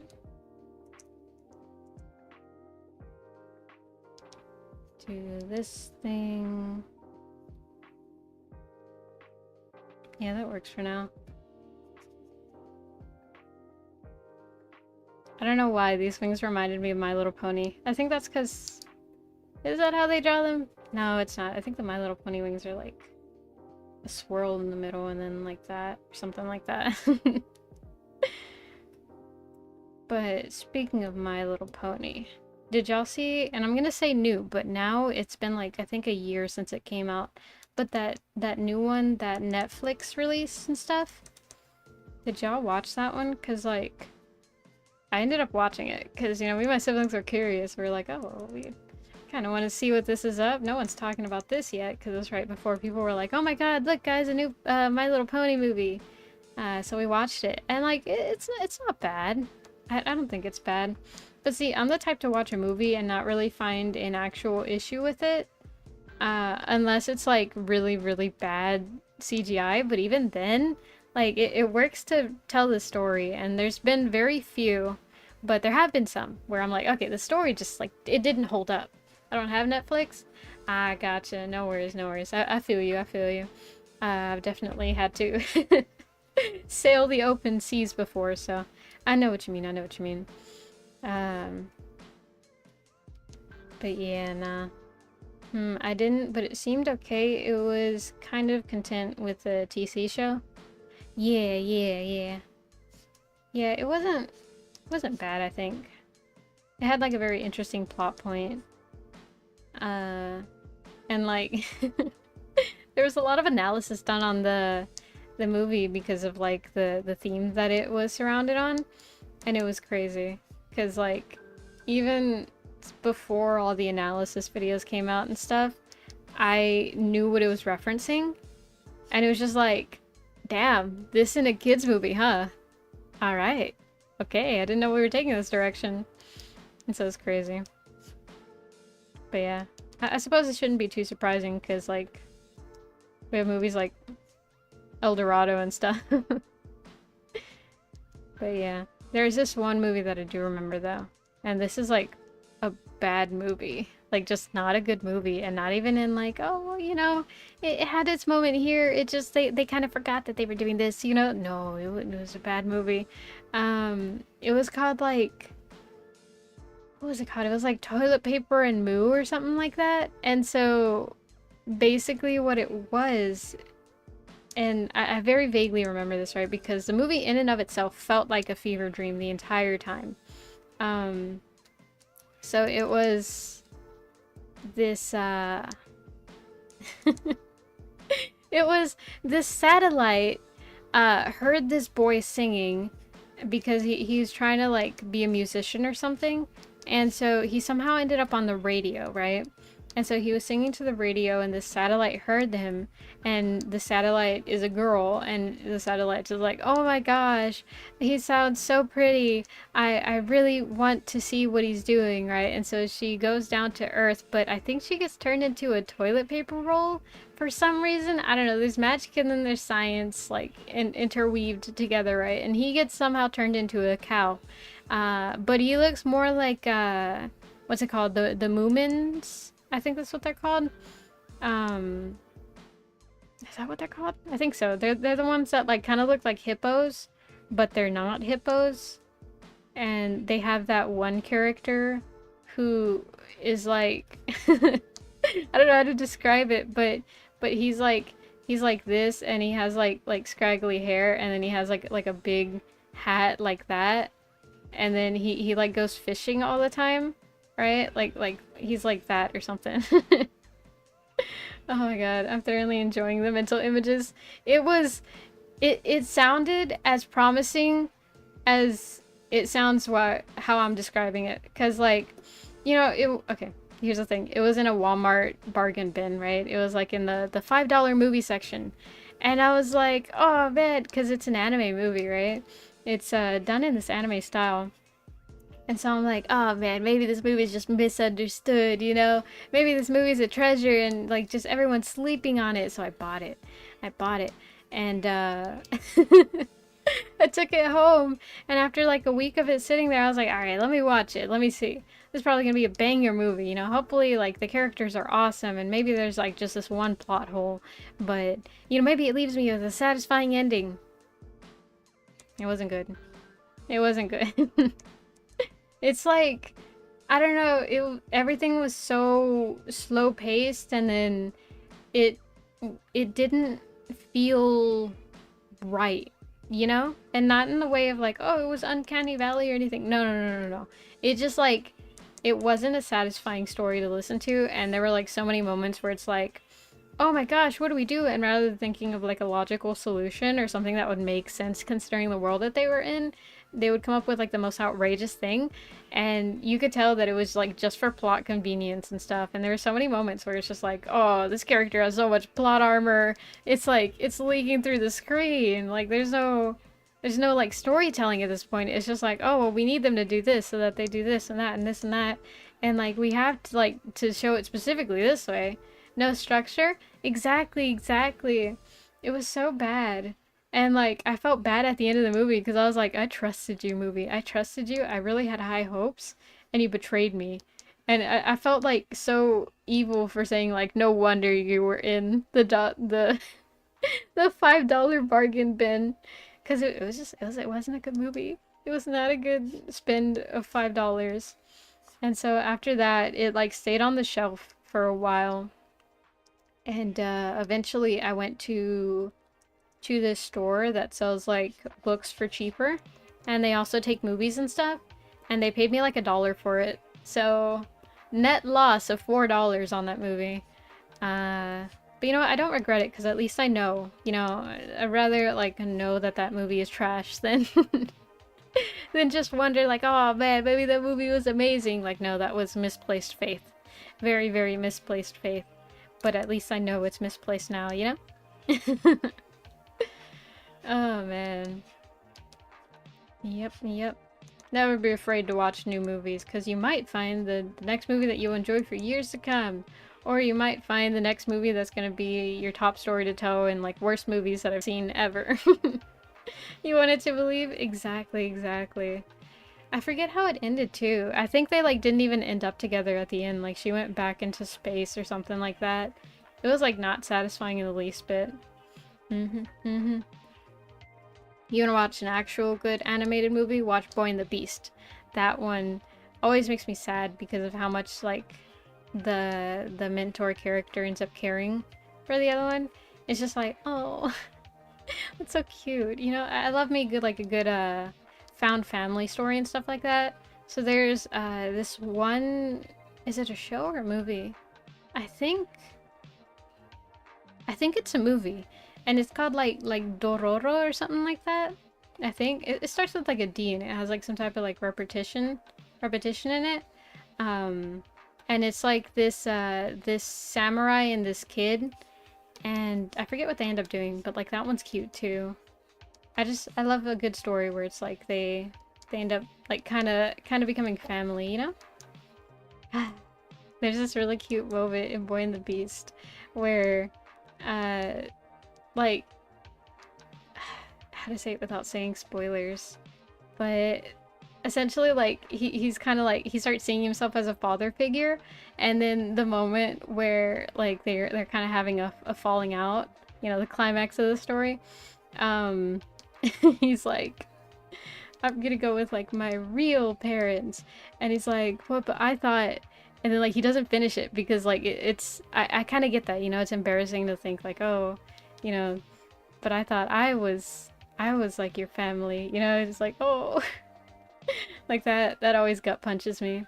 Talking about movies, did you see Not New Nowadays, the Puss in Boots, the new one? The Last Wish or something like that? I did. That one's good. I like the animation for it. And the storytelling is good. It's not too rushed or anything. Yep. That one's really good. I really like what they did with like the burial thing where like he buries his hat and stuff.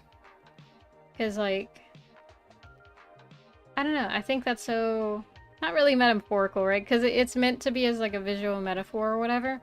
Cause like, there's no logical explanation. It's like, why do you bury your old equipment? But it's because he's trying to move on from himself. And technically, he did die and be reborn, but not like, not really, you know what I mean? He changed, he had character growth and stuff, so technically he did die, but not in the like classical sense, you know? I've seen the movie and I liked it a lot. Yeah, it's really good. It's really good. Oh man. Also, I wonder if like, cause the other cat, what's it called? It's like no paws or something like that. Kitty soft paws. Kitty soft paws. Yeah. She was like, oh, you know, I was there at the wedding, and or no, she was like, I wasn't even there at the wedding because I knew you weren't gonna come. I wonder if like she meant that or not. Was she actually not at the wedding? Because then like, I don't know, that would have been embarrassing to like if he had actually shown up and then none of them were there, or like, did they even schedule it then? Or did like all the attendees, if they, like assuming that they planned it out like an actual wedding, right? Did they like have a bunch of attendees there and then all the attendees were like, where's the bride and the groom? And they were like, oh man, they're not showing up. The entire guest list ends up getting stood up instead of the groom or the bride. Oh man. There we go. Erase this part. Erase that part.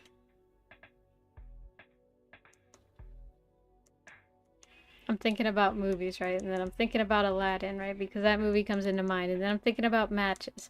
And then I'm thinking about flame breathers. And now, those flame swallowers, right? Is it hot? Is it hot when they swallow the flames? Because, like, I would imagine, yeah. And kind of, like, contemplating now, like, oh, what if I try putting a match in my mouth?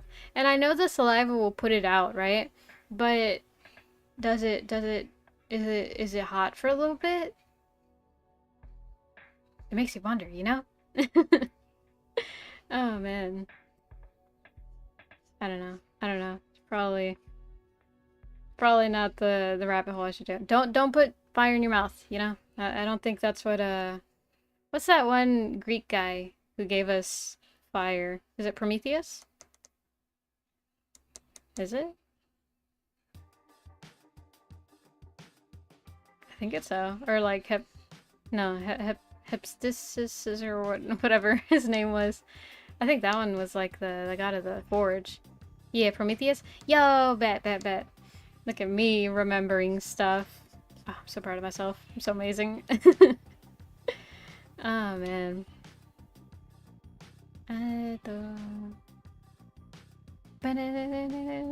Okay. I unfocused for like 2 seconds and went into idle animations. Oh, man. There we go.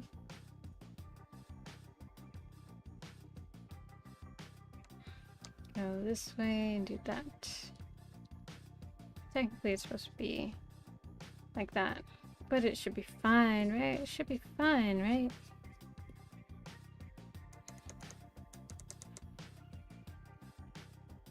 There we go. I don't want to draw the next one. Oh, man.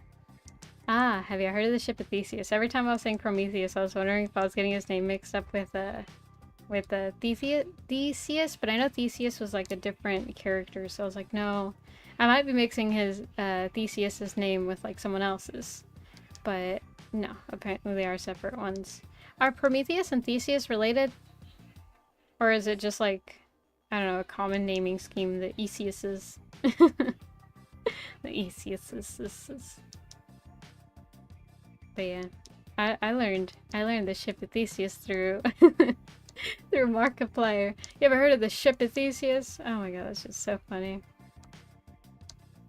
There was something too, like some joke that I heard or something like that, and it was related to the ship of Theseus. It was like, oh yeah, you become a modern day ship of Theseus, but I can't remember what it was. But it was saying that because, like, it's the same concept as the ship of Theseus. And so, in case you don't know, right, here's my chance. My big chance to say what the ship of Theseus is. So it's essentially this ship, right? And then it's, you know, owned by Theseus. And then over the years, it starts kind of falling into disrepair and stuff. So they start doing repairs on it. But the thing is, it continues for years and years that, like, for every repair they have to use like new materials, right? So it's stuff that wasn't on the actual ship before.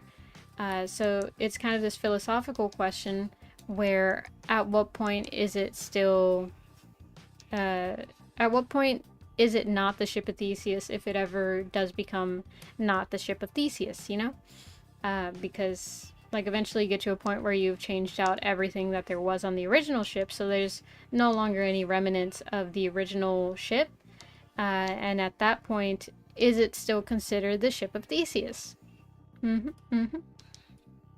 it's the same concept as the human body, because I think like every 7 years we like have cycled through cells or something, or like that's the lifespan of cells, I think. So assuming that people could live for long enough, for like enough of those cycles, eventually we would no longer have the same cells that we did when we were first born. So are we still considered that person? Which of course, like, you know, yeah, we are. But like, do we? Are we? That type of thought process. But yeah, all fun times. Totally fun things to think about. Totally not existential or anything. Not like, oh, am I really the person who I was born as, or am I what I've become now, you know? Do we ever change as people? What exactly dictates change? How long do you have to display a new behavior in order for it to be considered actual change rather than just like a new action that you did in the day, you know? I don't know. It's all very muddled thoughts here and there. But definitely something worth, what do they call it? Entertaining? Definitely worth entertaining the thought. I think it's like one of those little puzzles that you can do for like long train rides or something. Like that's when it's best to think about stuff like this, whenever you have like nothing better to do. Don't gotta worry about it affecting you for the rest of the day or anything. That's when you think about stuff like this. There we go. Do that. Do this. Grab this. Scroll down. Do that. And then... grab that. There we go.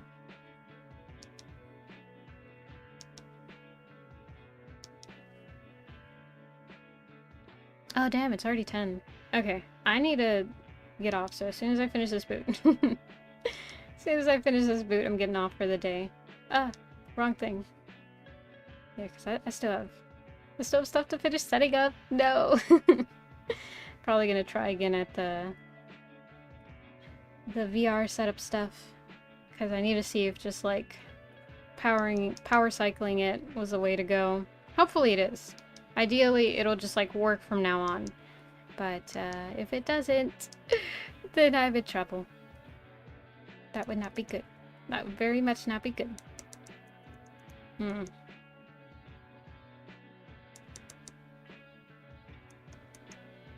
wonder... Okay, I'm gonna try something. A lazy thing. But you know, it's fine. Do that. Do this. Keep original image. Drag. And just rotate it a little. No, the perspective is way off. But it'll take a little work. But maybe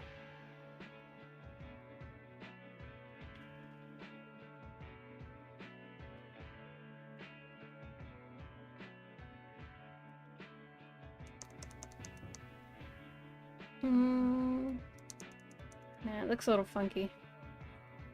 Alright. Well, I can just use that. And then actually follow this.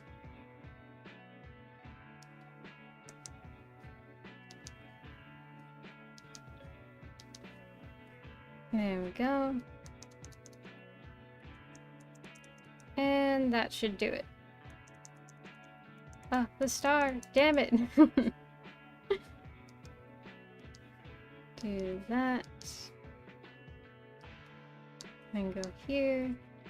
That. Do that. Do that. Bat.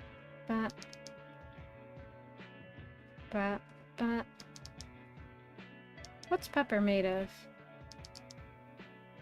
It's made of corithium? No, I don't know. It's made off of... It's seeds, but crushed. Coriander? I think it's coriander. Yeah, I think it's coriander and then like ground up, and that's what makes pepper. If I'm not mistaken.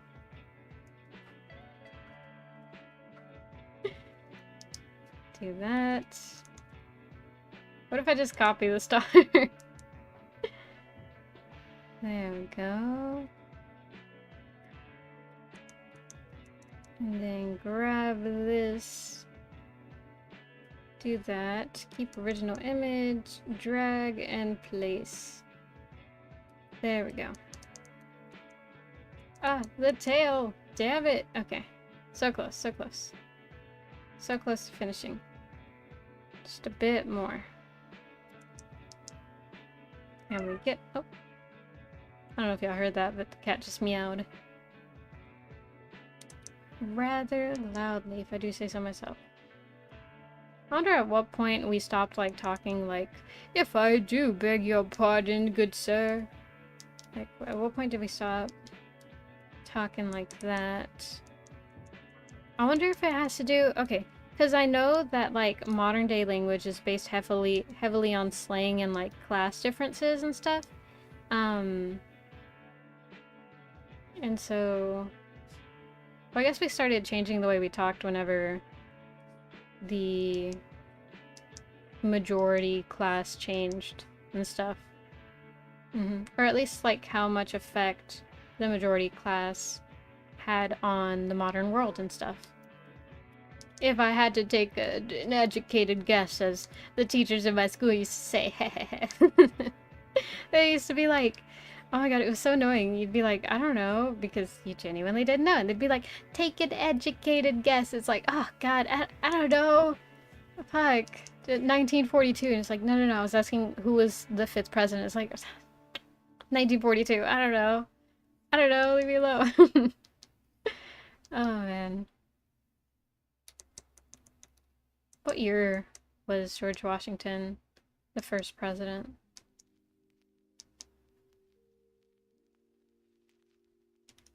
Did we have... Yeah. Did we?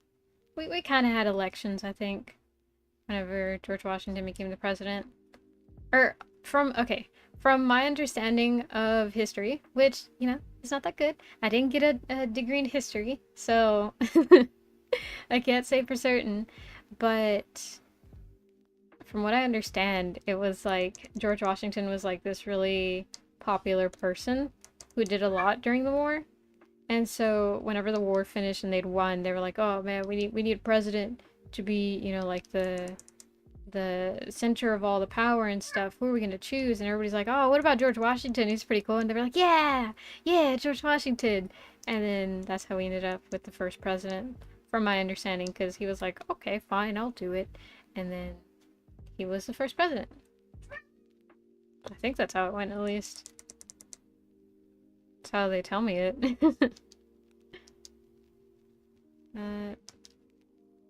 Then like that, maybe? That.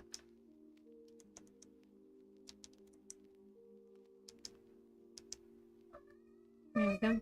Okay, fine, I'll do it. Exactly. Best selection. I wonder, like, if it really was everyone was like, oh yeah, no, he'd be a great fit, or if it was like nobody else wanted to do it and they were like, let's just give it to him. Like, he seems the most qualified. I trust him with it, and I certainly don't want to do it. Because, like, I feel like that's a pretty common reason for people to be elected to things. Because no one else wants to do it.